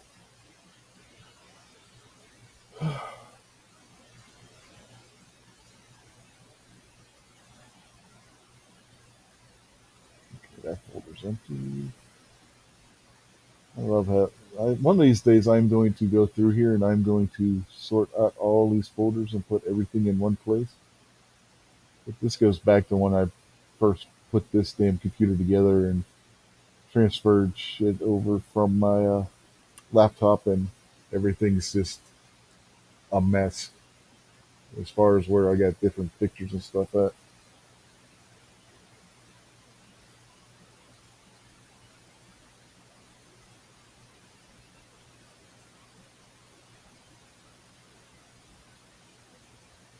Yeah, pictures of every other goddamn gun I own.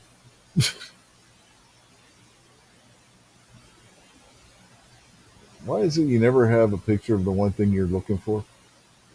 You have pictures of everything else but.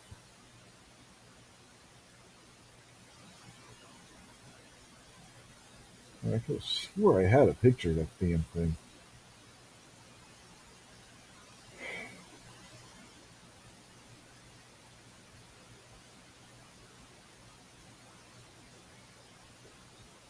But apparently I do not. At least not where I can remember where the hell it would be at.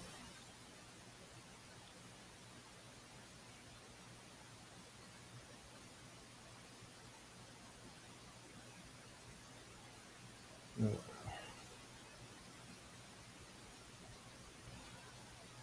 Can't you just pull up a picture off the internet?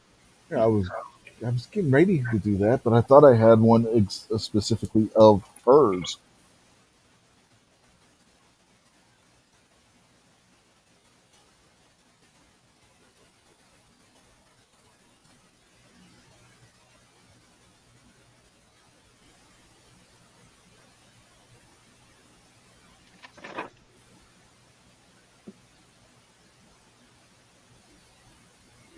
This is the one she's got.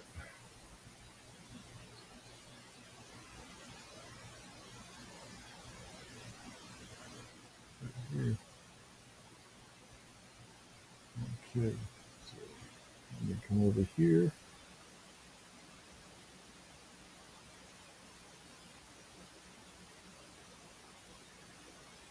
I guess the right page. Yeah. This is the exact rifle she has. Well, not the exact one, but it's this model with the burnt bronze Cerakote with the matching on the muzzle brake and that camo pattern.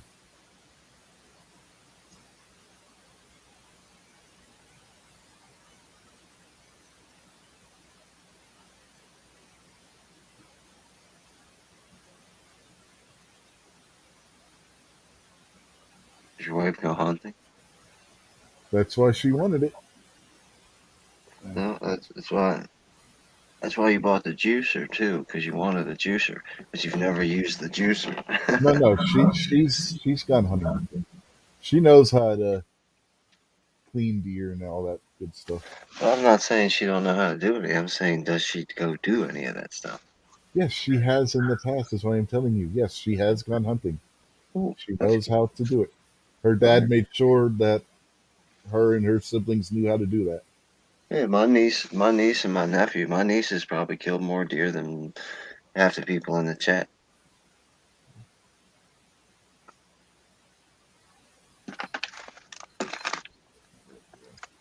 I told her that's going to be a thumper, so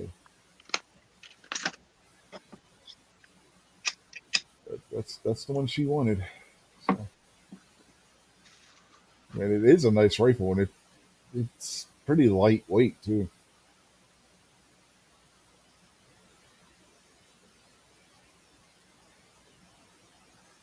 I don't know.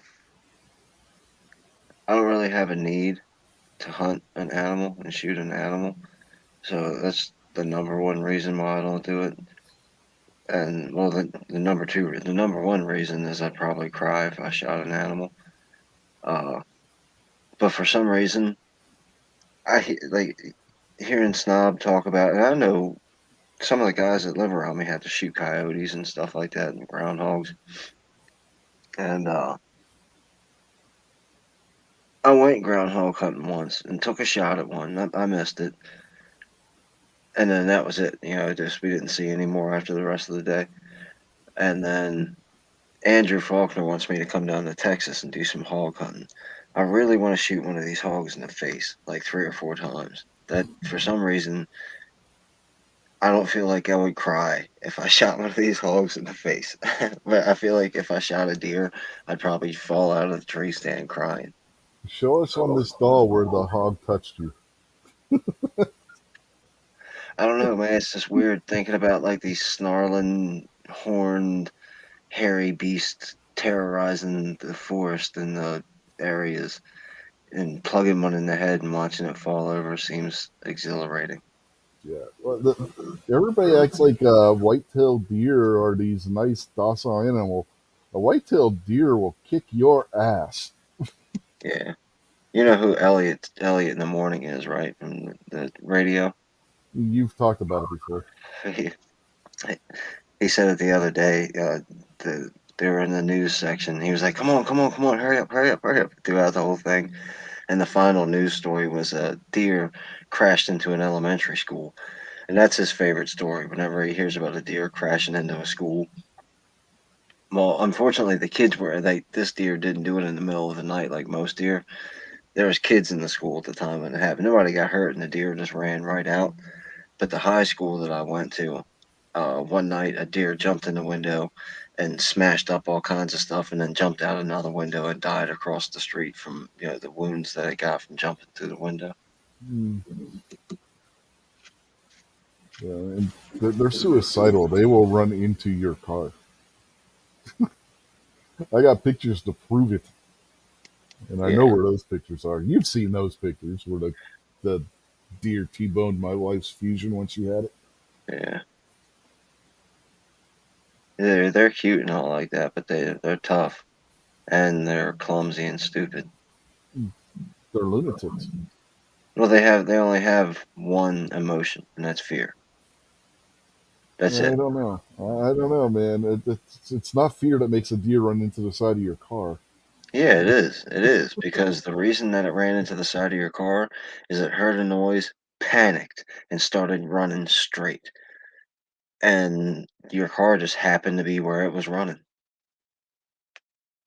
Unless, of course, you got one of the crazy meth addicted deers that like commit Hey, suicide or something like that. this was in Maryland, just south of Cumberland, so it's entirely possible that it was either on methamphetamine or opioids. Yeah, it's very or both. It's Yes, possible. It's possible. Okay, so you've got an out there. yes, it is. That is quite West possible. Virginia, West Virginia ain't got no clean hands either, Mister Rich White. No, but we don't have signs going into any of our cities that has a running death toll on the opioid crisis like Cumberland does. No, you just keep yours quiet.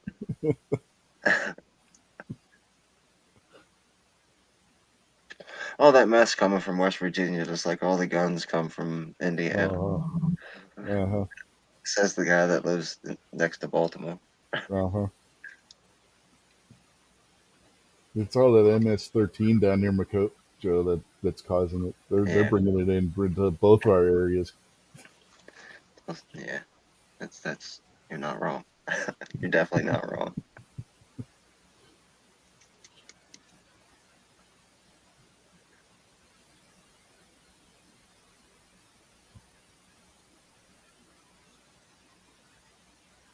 And he agrees.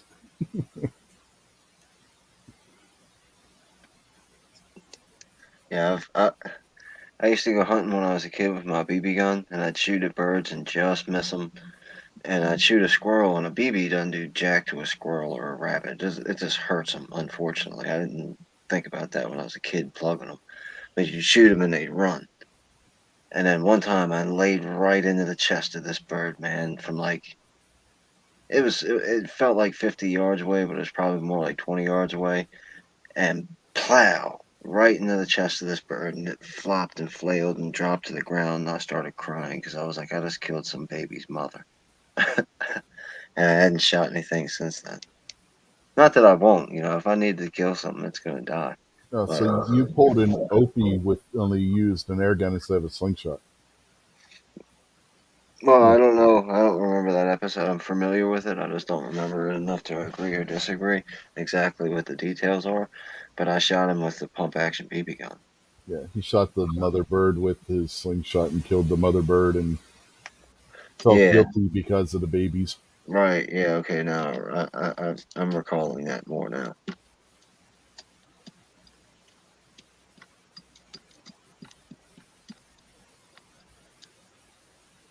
I've made a lot of noise tonight. I apologize to everybody listening. I was getting lazy dealing with the dog and all kinds of stuff and turning the mic on and off.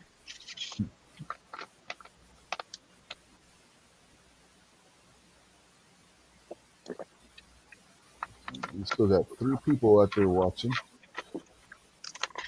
One of them's Makojo, one of them's probably me, and one of them's probably you. Because Clover hasn't said anything in a while, so he may have bailed. Yeah, it's up to you, man. We can cut it off and go to sleep, or I can hang out for a little bit longer. I don't care. Don't you got off for work in the morning?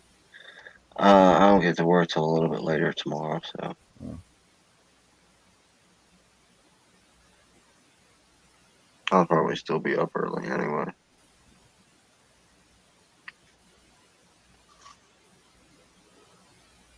oh yeah, there's four. Oh God, now you got me yawning. You said bed, and now you got me yawning. All right.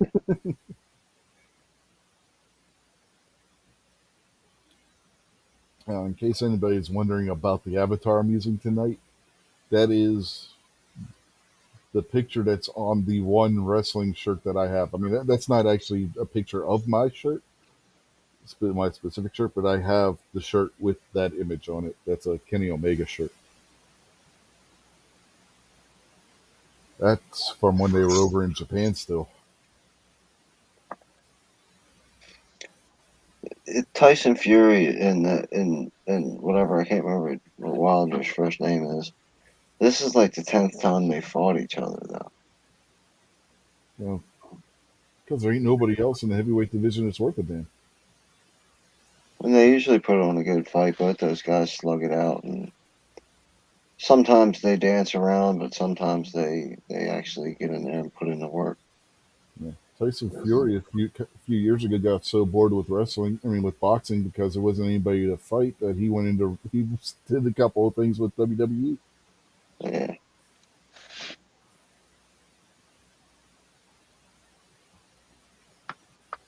Yeah, he was pretty good at it too. Yeah, if he ever decides to get out of boxing, he could have a future as a pro wrestler. He wasn't bad, for his size and everything. He could be a monster pro wrestler, like Brock Lesnar kind of wrestler. Just think about the evolution of man. When we were kids, the Brock Lesnar's were more like, Black Cat and Midnight, just big, strong, strappy guys. And even in the NFL, you think the linemen, the linemen were Joe Jacoby, just a big old dude who drives a dump truck during the off season, just man's man. And now you got a, a monster, a guy who's 6'8", 348 pounds that can run a 4.40 or something like that. Just Brock Lesnar exists. What's his face? What's the spear guy? Um, Goldberg's. yeah, Goldberg. Goldberg's old though. Anderson Silva is out there. Chuck Liddell. All these real top level superhumans are out there. Imagine in 50 years what the Brock Lesnar is going to look like. Yeah. When you talking about the driving around in the pickup truck and doing the hunting and stuff, that is Brock Lesnar. That's what he does in his spare time. He's out there hunting in the Canadian and U.S. wilderness. That's how he spends his off time from when he's doing wrestling or UFC. He's out there in the wilderness shooting Bambi. And if he's not doing that, he's farming.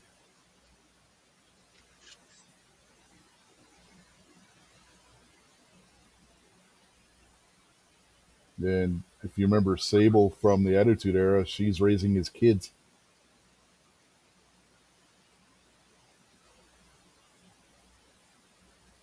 She doesn't look anything like she did back in the I late wonder how '90s. big of a pain in the ass it is to be Brock Lesnar's girlfriend. Wife, they're married. Okay. Even being friend, like I'm sure that the Brock Lesnar that we see is a part of the act. Even when he was in the UFC, like the Brock Lesnar that's sitting around at 11:30 on a Saturday in Idaho or wherever he lives at. Uh, is he that insufferable in real life, or is he, a pretty nice guy who's easy to get along? Like, I wonder what it's like being friends with a dude like that. What you see is what you get. Everybody says what you see with Lesnar is what you get. And his on he's really shy and everything, which is why he comes off the way he does when you see him. Once you get to know him and he gets to know you, he lightens up a little bit. But what you see on screen is what you get with Brock Lesnar. That's just who he is. He's not MKJ playing a character. He's just being himself. MKJ makes a really great point. Imagine 50 years from now, the world's heavyweight boxing champion is going to be a trans, like female, female heavyweight boxing championship is going to be like the hottest ticket on earth.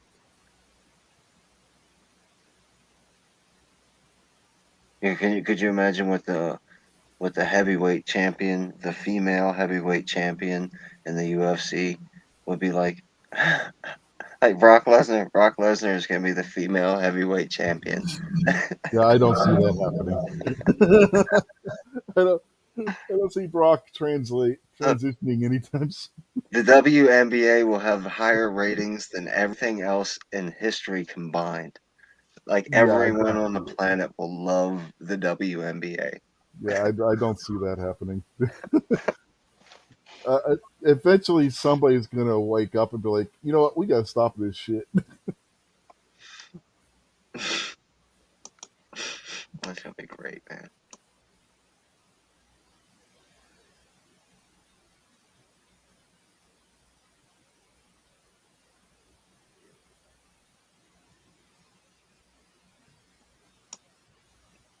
The NBA will be look that trans. Look, you guys are looking at it the wrong way. This trans thing is gonna save sports Uh-huh. because everybody's talking about college kids should get paid to uh, play Well, sports in college. the And court, then the the courts already argument ruled is they can.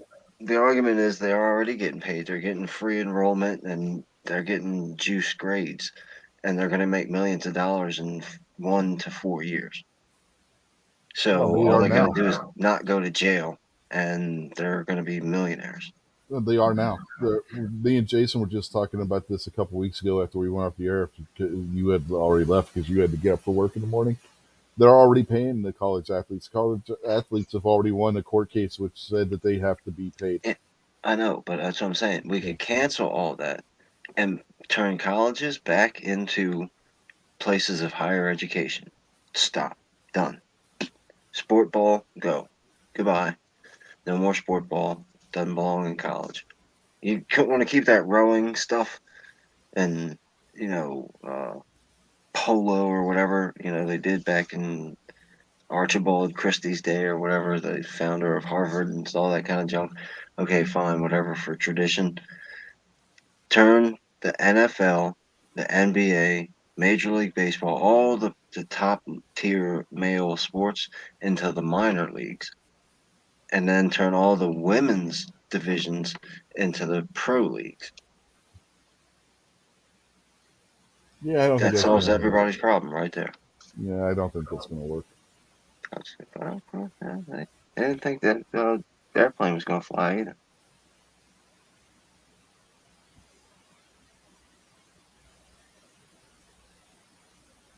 And John Tuskegee proved him wrong. Uh-huh.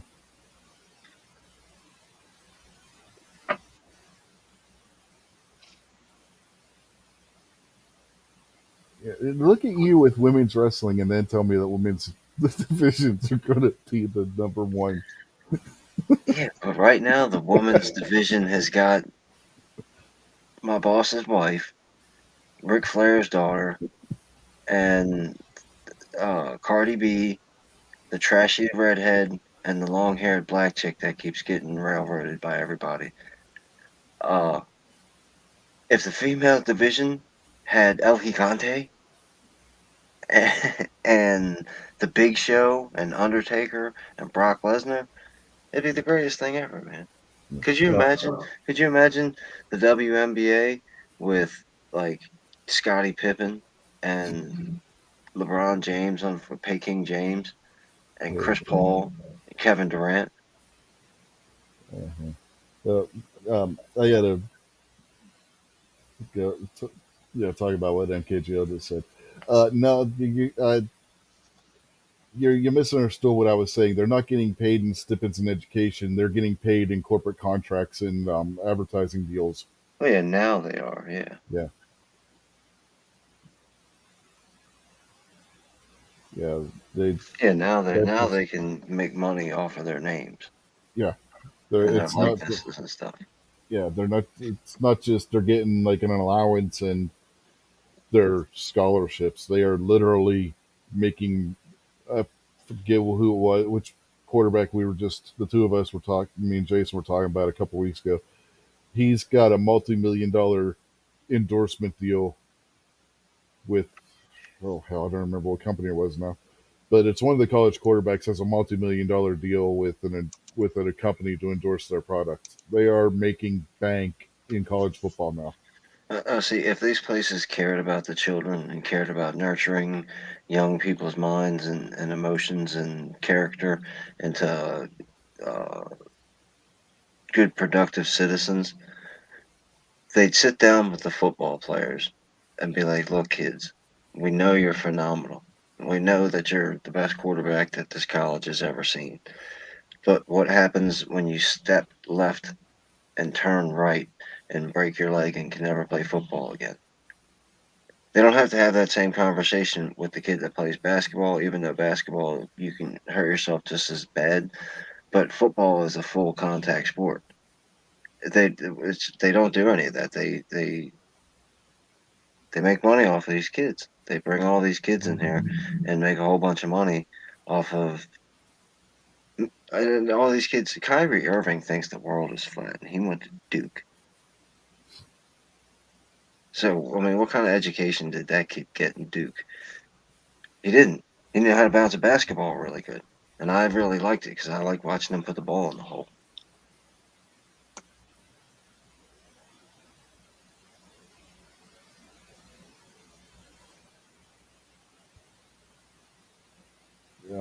What's funny is when you hear LeBron James talk about how disadvantaged he is. Really? I didn't see any other kids getting put into these to this high priced boarding school in Ohio so that he could play basketball for them and then get into the NBA without having to really do anything. You know what I mean? Yeah, you want to talk about somebody being privileged? You are the poster child for being privileged, LeBron James. And he's the classic example of why America is so great. Because, Hmm. and LeBron, look, Peking James could be the king of the entire planet right now, except for the hardcore basketball guys who hate him because he beats their team, that kind of thing. Because I hated Michael Jordan. I always respected him, but I wasn't a Bulls fan. I was a Celtics fan.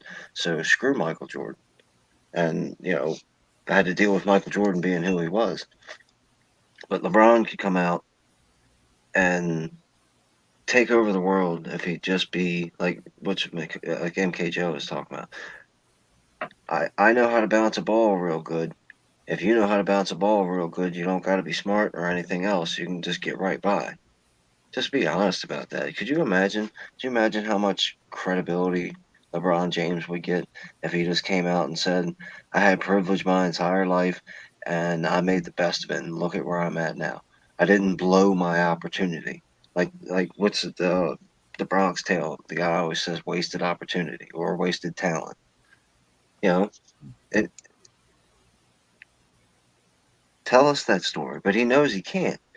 He knows that he can't come out and say, I never had to pick up a book since middle school. When I got in sixth grade and started bouncing a basketball, everyone said that kid, give him an A, pass him, give him a D, pass him. Don't make LeBron do his homework. He's never had any kind of look, man. He walked off the court, the face of the NBA, the pillar of the community, the thing kid looks up to.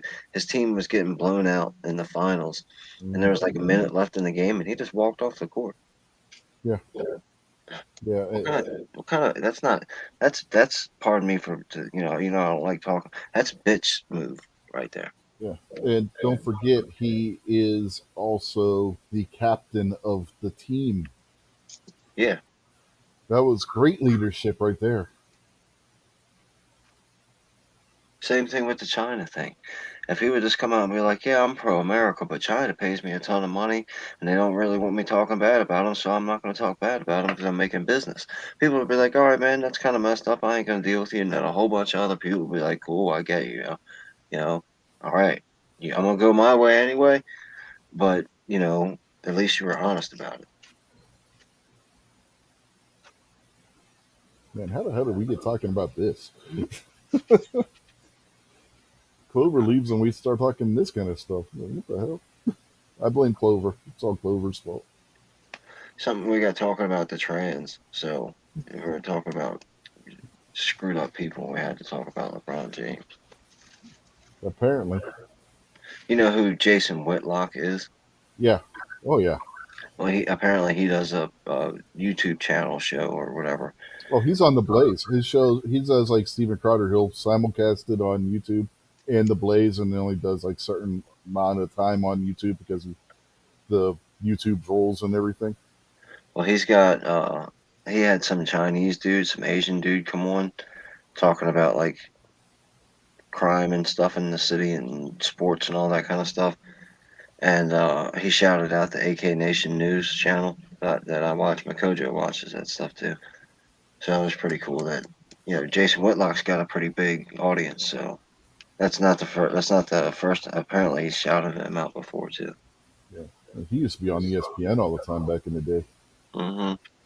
He'd come on Tucker Carlson when I used to still watch Tucker Carlson. Yeah.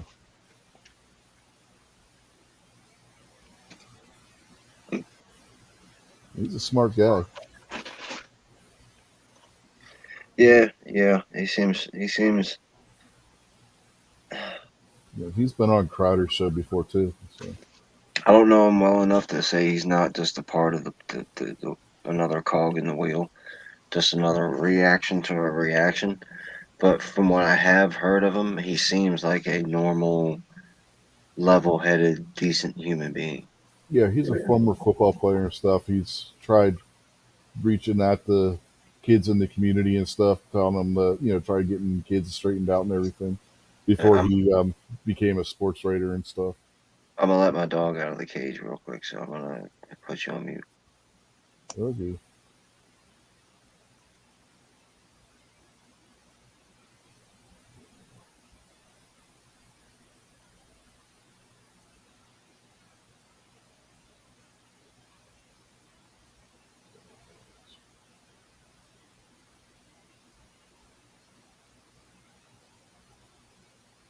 He's been on Steven Crowder's show in the past where he's talking about all the nonsense with the brawn and everything. Like, yeah, I can't remember exactly how he worded it now, but talking basically in short, he said LeBron needs to get his head out of his ass. I'll find it for you real quick, Makojo, and I'll put the link in. Yeah, did you hear what I said? Yeah, I'm gonna leave it unmuted. If I start yelling at the dog, then I'll have to do Sounds something. like it sounds like somebody's a thirsty puppy. Yeah, I just let her out of the cage. She was biting me earlier, so I had to put her in the cage. And now she's drinking the water. I only put a little bit in there because she'll drink the whole thing, and that's not going to be good because I don't want to wake up at 2 o'clock in the morning. They get woke up by a doggy having to go out and go potty. Yeah. Yeah. I forgot. What am I looking up again? It's something about Jason Whitlock on Tucker Carlson or something. Yeah, Jason Woodlock. Yeah. Uh, MK Joe watches MK Rock Nation also, and he said he didn't get to see the clip. I was gonna find it. I watched a lot of stupid YouTube videos.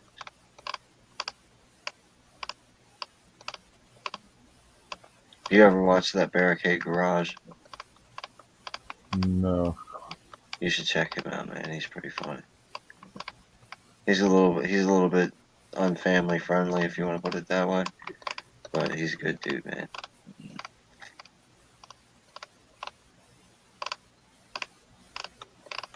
I got so much stuff that I watch. It's like I don't. You guys keep recommending things. It's like I don't know where to fit it in. Yeah. For the past couple weeks, I've just been delete happy. I haven't been able to keep up with very many people's videos.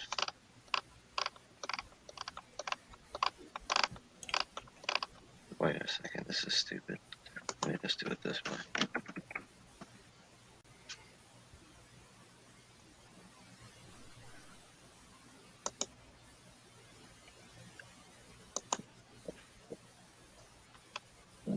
Alright,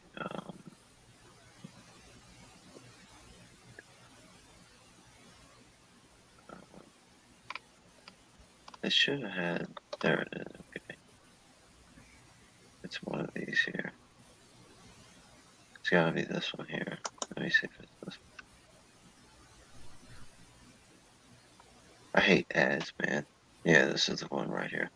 Okay. Let's see. Hold up, where am I at on the timestamp? Alright, where's it? There we go.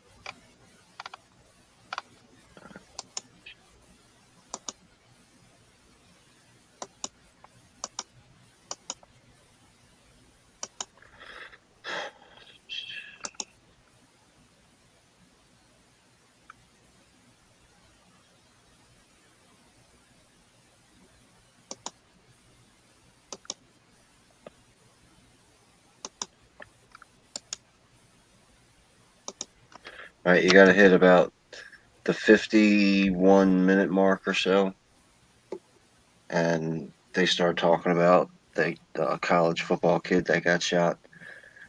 Uh, and that's when he talks about Ock Nation.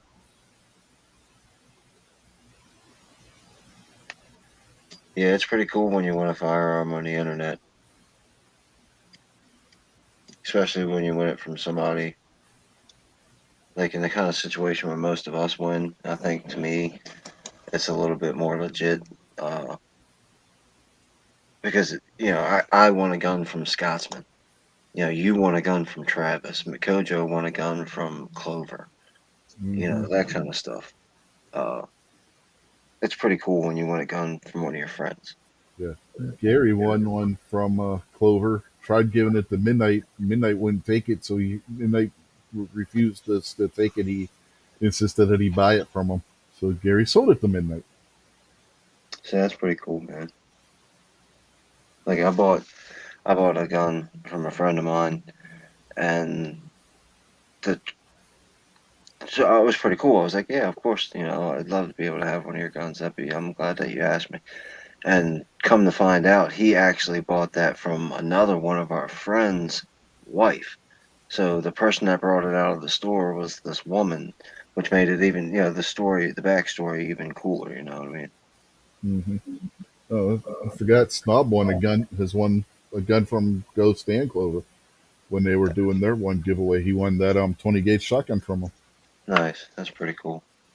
I think that was And yeah, that was back in the day, right? yeah, I and think Gary won.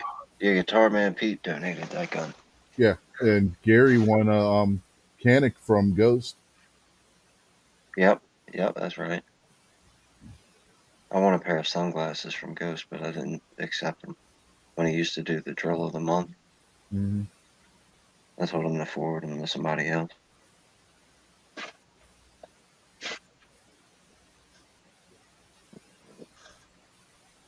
The dog was sleeping in the cage, and I heard her wake up. So I uncovered her and let her out, and then she just came and fell asleep on the floor. Dogs do that. Well, that's good. At least she's calmed down. Hmm. She'll get into her biting phase, and we haven't been able to figure out how to make her stop. We've tried all kinds of different stuff, and then today I just went for the. Uh, I just finally figured I'm just gonna go for the longevity, and then we got it now to where when I say you'll go in your cage and I point at her cage, she'll start to calm down a little bit. So I got her down off the bed and was threatening her with the cage, and she'd stop, and then she'd act up. And then I'd get her a toy, and she'd act up, and different stuff. And I got her right to the door of the cage where I was going to put her in, and she started acting fine. And then she snapped, so I put her in the cage and made her go to sleep. But at one point in time during that whole deal, she got tired and just quit, and then sat up like a dog would sit, and then was just her normal self again. So she's got a lot of I mean, she's been pretty much in a cage for 7 months, so she's got a lot of energy to get out. Yeah, I just thought of something. When I won that upper, I was the last person to enter Travis's giveaway, and I did it at the last minute. Nice. I told Scotsman not to enter me into the contest, and he did anyway. Oh, sounds like somebody else I know when he was giving away ammunition. And that got all screwed up, dude. You should have just accepted that and let me ship it to you. I still gotta send you something for that. Yeah. He's like, dude, I told you I wasn't entering the contest.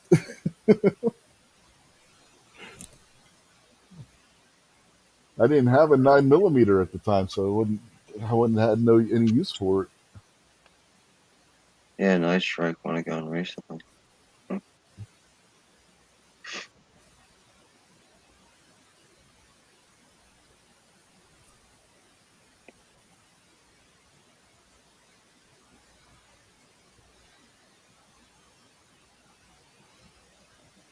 Who did he win a gun from? I'm not really sure. Is it Tra- Travis P11? Travis, yeah, the Yeah. zombie gun. I know when it was Yeah. now. Yeah, Mm-hmm.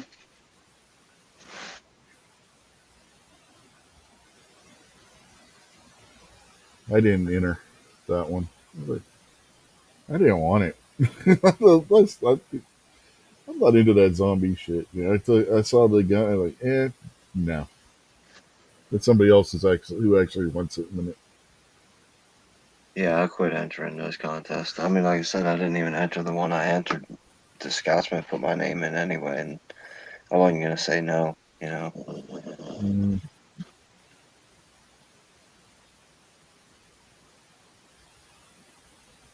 I proved my point in Gary's chat plenty of times that I can win that whenever I want to.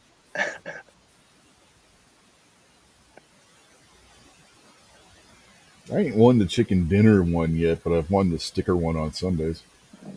Yeah, now that he does the randomizer. See, I felt kind of bad because I kind of put him in a bad spot to where, you know, is Dave gonna win every night? Like, what's the deal here? And then he went to the randomizer thing, which I think is better. You know, it's probably easier on him too. Uh, so I think that's pretty cool. And the first time I entered that, it was my name popped up as the winner, and then it clicked over one more name. I've had that happen. I don't know how many times, but yeah, what kept me from winning a lot on Gary's show is being on the panel. We weren't allowed to enter. Well, I even busted that too because when we first started doing it, we didn't take into consideration the lag. So I won a couple times, but I always gave the prize away. I never ever kept the prize, and people complained about it. So the very next week, I went into the chat room and I still won 2 weeks in a row. Mm-hmm. And then there was a point in time where I could predict, I will say, the video question or whatever the trivia question was. So that's why as soon as Gary finished answering it, I'd have the answer in the chat, and he'd be like, "How did he do that?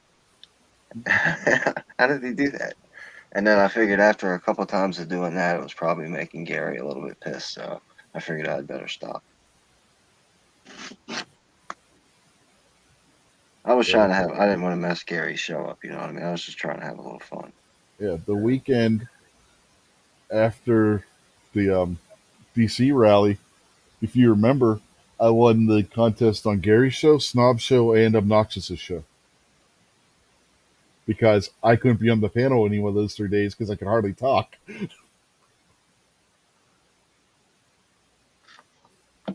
I've entered Rick's contest one time, and I think I even got the question wrong. I've won Rick's multiple times. I always like messing with him. I always tell him, Rick, man, I love the fact that you do a trivia question and you give stuff away, but nobody can understand the question when you ask them. Nobody has any idea what kind of question you're asking when you ask the question.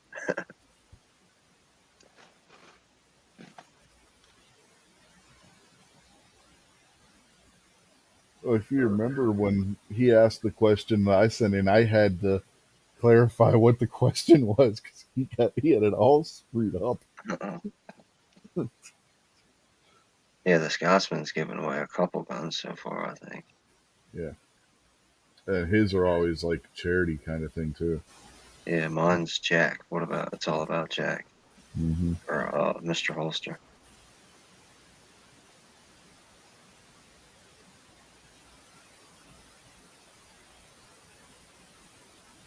Yeah, you heard about single shots, Dad, didn't you? Yeah, I heard her talking about that. Yeah, I don't chime into the chat rooms very much anymore, but I listen to all the same shows still. Like I still listen to Gary every Friday night, and just in and out on Sundays when I can. Yeah, I emailed single shot after Gary's show last night. Yeah, give him condolences and everything. I miss Sandhills and Budget from time to time, even on the replay, because like I said, I'll get into where I've got 20 videos recommended, and I'm like, I just can't do it. Hmm. Well, Sand Hills Thursdays just haven't been good for me anymore. I mean, it's like, ah, he when he was on Tuesdays, that wasn't a problem. Thursday just isn't a good night for me to be doing shows. Yeah, I mean, my schedule doesn't really help. And then I was thinking about it today, like most of the conversations that were like the wrestling thing, I have fun with because I can pick your brain about it. You know so much about the stuff. It's fun to bounce off of you and MK Joe and Fiend Dog and the people that pop into the chat. It's just good, fun time to sit around and do nothing but like to talk about the and politics and all that kind of stuff. I mean, especially the I'm so far over here with the and everybody else is way over here. There's really no sense in me even talking about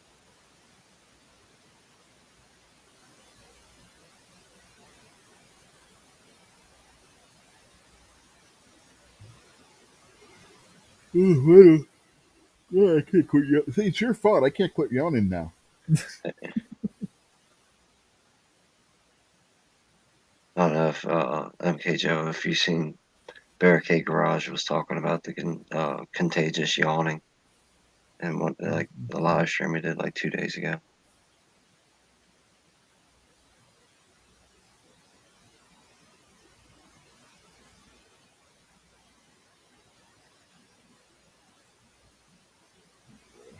Last night before Gary's show, I was watching Living History Comes Alive's chat. He does sometimes he'll do like a paranormal thing on Fridays, so I was watching that. I've just been turning that volcano on and just staring at the volcano. It was pretty raucous yesterday. Yesterday that thing was ripping.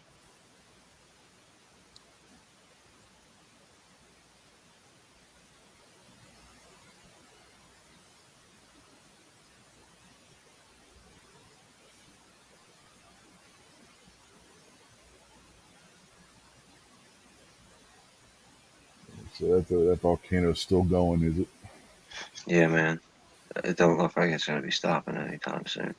I still don't think, until I saw the pictures from yesterday, I still don't think it's going to go kablowy and cause a major, major problem. Uh, I think it's just going to keep doing what it's doing for probably a while.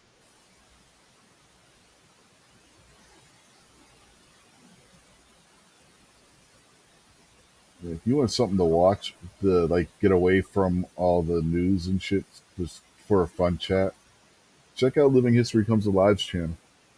Especially like his Monday or Wednesday night thing, because he just does like trivia and stuff where people answer the questions out in the chat. He doesn't give away prizes or anything; it's all for fun.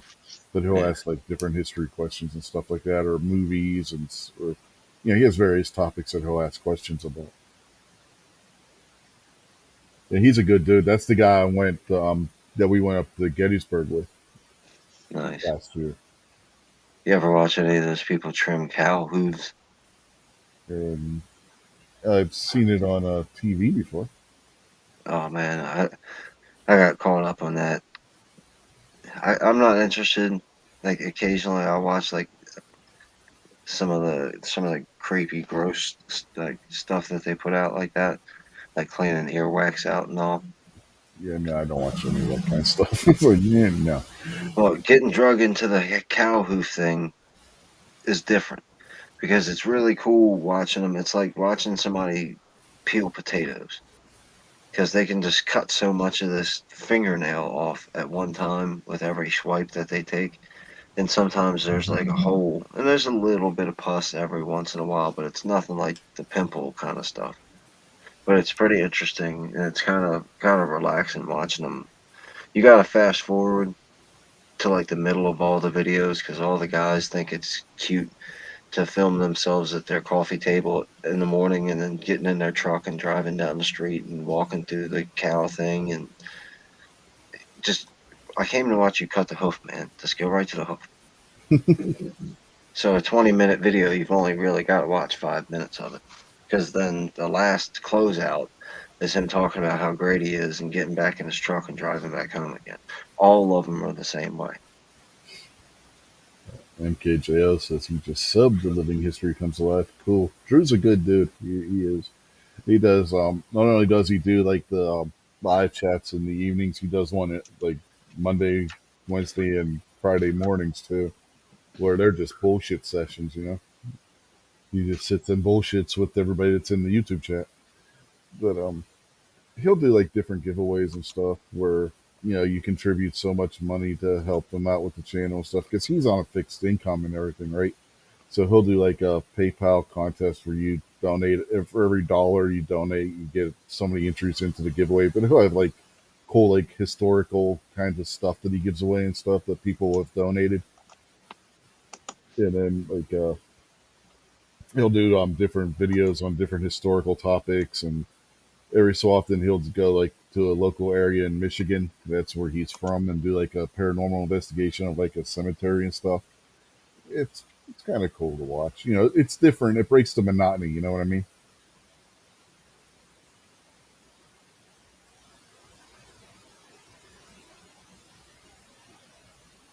Like was it last Friday, not this Friday, but the Friday before, or was it Wednesday? Shit, he just gave away a prize pack where it was a bunch of Native American stuff that was donated by the one lady that watches the channel. She's a native, an Indian. She's originally from Alaska, but she was adopted into the Dakota tribe, and she donated a bunch of Native American like art stuff and stuff for this giveaway that he was doing.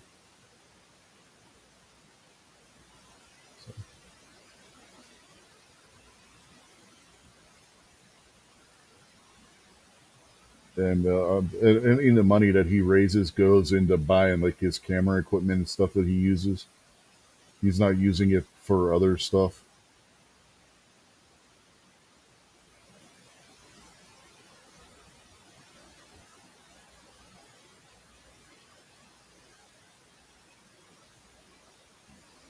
Or use it to pay for a trip too.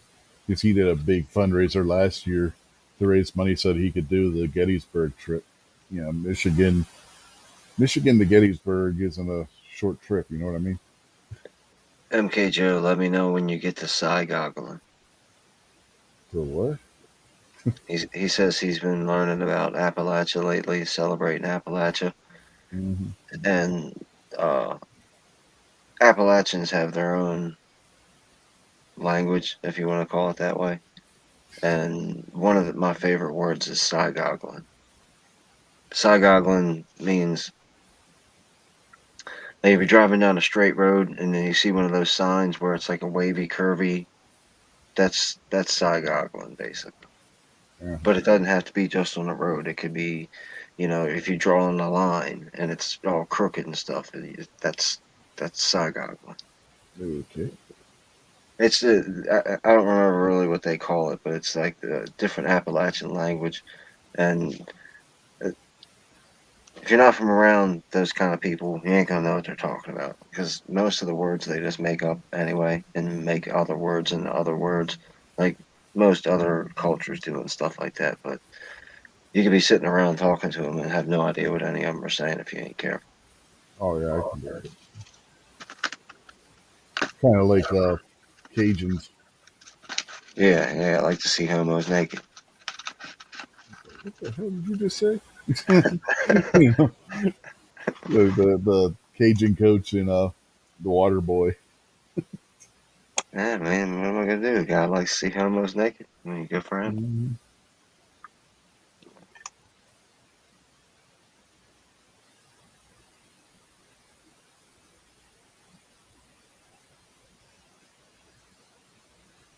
This dog snores like a human.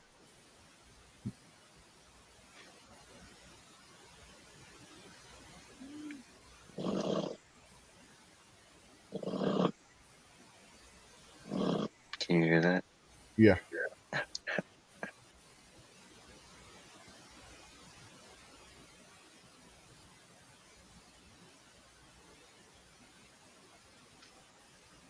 Now I just sent that to him, and it's not showing up in my sent folder.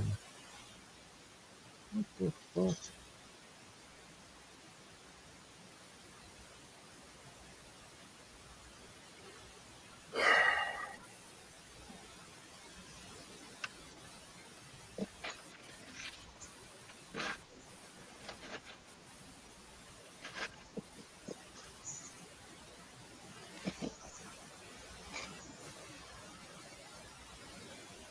She's gonna be upset because I don't trust her to not be in the cage while I'm asleep. So she's enjoying stretching out real good right now and laying on the floor. She's got a big cage. She can. It's not like she's in like a little cage, so she's got plenty of room to stretch out in there. But this is different, and in about 15 minutes, I'm gonna wake her up and put her back to sleep. She's gonna be pissed. I'm gonna have to bait her with treats to keep her from being mad at me.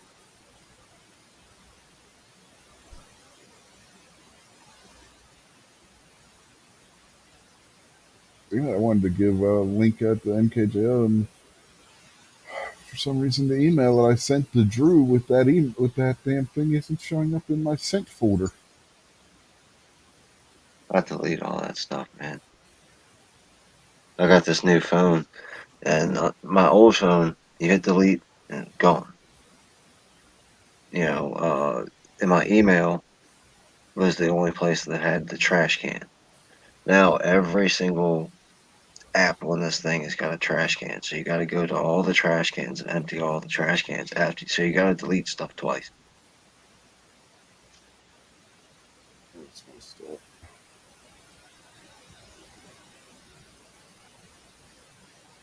I'll figure out how to use it sooner or later. I've only had it for a couple days. I I found shot my first video on it today.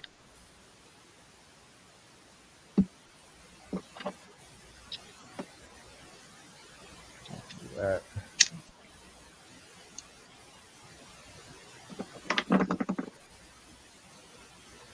Here's some perfect for Halloween. Some different monster and ghost legends from Appalachia for you, MKJO. It was done by West Virginia Public Broadcasting. It's a podcast you can listen to. Yeah, and I mean, you could probably stop pretty close to where you live at and hear some pretty interesting language. Them hills didn't always have buildings in them. Yeah, but we're not deep in the mountain area either. I mean, But, you know, I mean, technically, you're right. You're pretty deep in the mountain. You're just residentially deep in the mountain. There's a lot yeah, of stuff around where you are, but you're in the mountain, dude. yeah. I mean, we're not in like the southern part of the state where you're really in Appalachia at that point. Right? Yeah.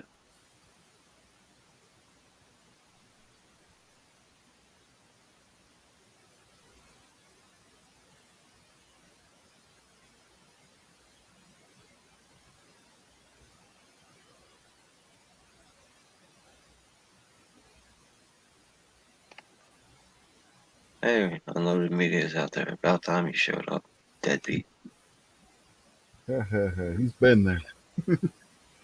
I said something a long time ago out there in the chat. That's supposed to be your boy, man. I'm here more than he is. Mhm. See, at 10:03, I had thrown out there the link for Aegis Gun Care. So yeah, he's The been out there. history is already gone. Can't Nah, relive because I history. scrolled up. Nope, if I can scroll up and see it, it's still there.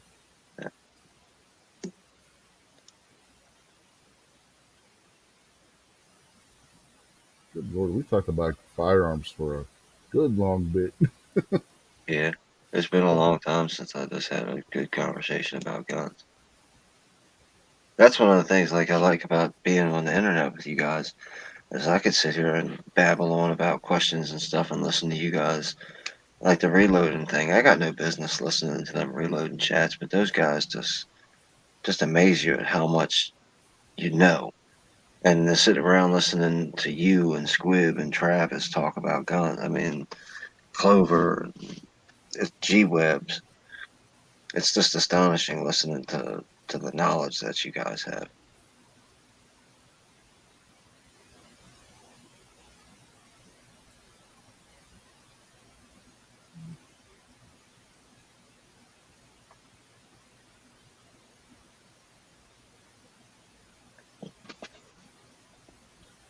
I'm trying to remember who it was the other day that said, "Yeah, my head is full of useless snow."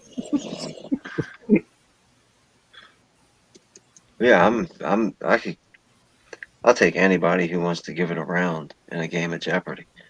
And 50% with anybody who wants to give it a round, that I'd take 50% of them in 2 rounds. The other 50% might probably beat me because, I don't know. I don't really know that much, but you put me down behind Jeopardy and I can amaze you at how much nonsense that I know for no Oh reason. yeah. Yeah, I was watching Wheel of Fortune with my mother to one. Well, God, I was in high school. There were two letters on the board. It was a long puzzle, and it was place. I said Bucharest, Romania. She's like, "Ain't no way." Sure enough, that was the answer. She's like, "How in the hell did you get that?" I got instant famous at this bar that I used to work at. All I did was cook in the back for the most part, but then occasionally I'd come out and help wait tables or whatever. And they had trivia night. It was a Wednesday night, so I was just out there cleaning up, helping out. And one of the questions was who was I can't even remember how the question goes, but who was who did Jacob answer to when he was in Egypt or something like that? And when I was reaching across to grab a bottle off the table, I looked at the lady and I said, "The answer's Potiphar." And she said, "There's no way." I said, "The answer's Potiphar." So she wrote it down and answered it, and she got it right. She's the only person in the bar that got it right. And everybody's like, "How does he know that kind of stuff? How does he know?" And it just happens to know a lot about the Bible. But then there's a whole bunch of other times where I would sneak by somebody and be like 68 times the length of a football field or something like that. And the people would be like, "I got it, I got it." So you listen to stuff and you pick up on stuff. Length of a football field in yards or feet? Oh no, I just made that up. Oh, yards would be easy. It would be 6,800. Yeah, I just made, how they have trivia questions like how tall is the tallest earthquake or Mm-hmm. Marianas Trench or something like that. Just stupid random stuff that you hear on the History Channel that you've watched the same show 12 times because they won't put nothing new out. Oh yeah, no kidding. It's like you put on a TV show and it's the same goddamn episode you've seen the last week 5 times. It's like, God, they got umpteen episodes of this show. Why they keep showing the same damn one? I can tell you what Hitler had for breakfast today. The American History Channel loves they some World War II. Dirt. He had dirt.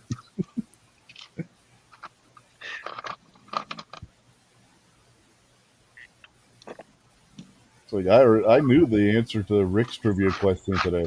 As soon as he asked it, I was like, oh, I know what that is. I didn't even get to hear Rick show today. I was on the phone with the stupid phone company. Who the question was who and where what who by and where was the Oh, first great. So you're going to answer the question. You're going to ask the question the same way Rick does, so I won't be able to understand what you're saying. exactly who Okay. and where was the first official train robbery according to official records? We're not talking about war or anything committed in the United States. And I knew the answer right away. I'm going to say who was the first? I couldn't tell you who the first was. Where was the first? I'm going to say it's probably somewhere like Ohio or Pennsylvania. Nope. And obviously nope because not knowing who it is. But I knew the answer already because we were just talking about this on one of the channels because it was the 100th anniversary of it or 150th anniversary or something along those Oh, lines. it's not going to be something lame like Butch Cassidy in Oklahoma, No, is it? no, no, Some stupid Western movie that every little kid thinks the answer is true. no.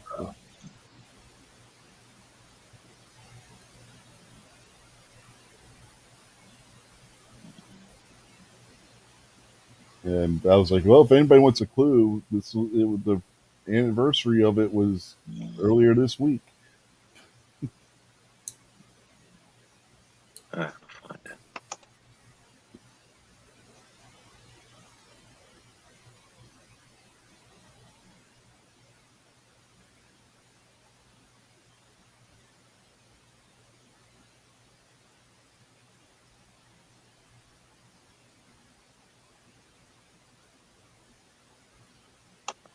Okay, are we talking about Western Hemisphere? Yes. Nobody's Yeah, paying in the attention. U.S. Yeah. Are we talking about the British thing in Glasgow or whatever? No, we're talking about in the United States. I don't know. Just tell me the answer. No, I'm not telling you the answer. That'll be cheating. I've entered Rick's show. You're probably the only person that's ever watched Rick's show more than I have, and I've only entered this contest once, and I got the damn question wrong. Just tell me the There are two people out there watching. I can't give all three of you the answer. That's cheating.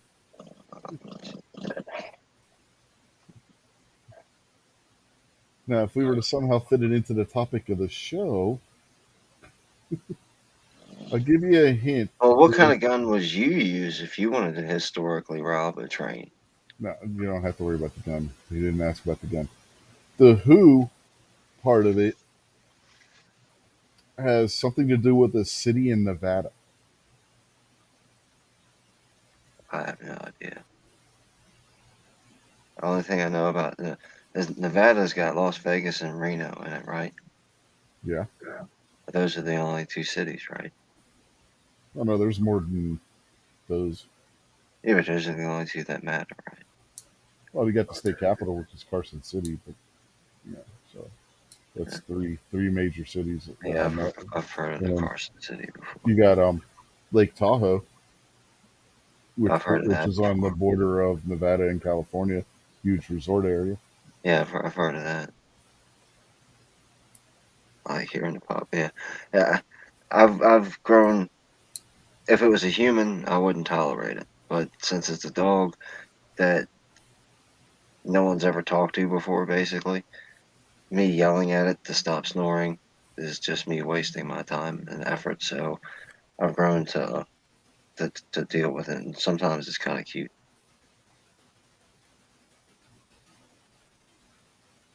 Look in the internal check. All right, I'm gonna blab it out loud. Okay, I've never heard of either one of those answers. You never heard of that state? Well, I've heard of the state, but I wouldn't. When I think, like I'm the the Hollywood guy who thinks John Wayne was a cowboy. You know what I mean? So when I think of the train, I think of the old West, Oklahoma and that kind of stuff, like from the old Western TV shows. Well, hell, when that happened, that was the West. Yeah, I mean, that's what I'm saying, dude. I don't, I don't know what the word I'm looking for. Like when I shut my eyes and think of railroad in the old West, that's not the state that pops into my brain.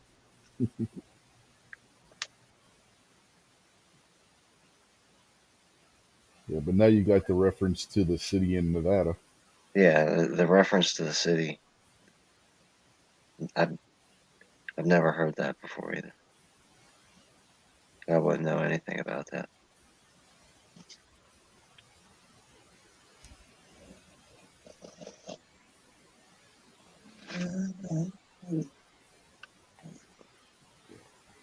It is midnight.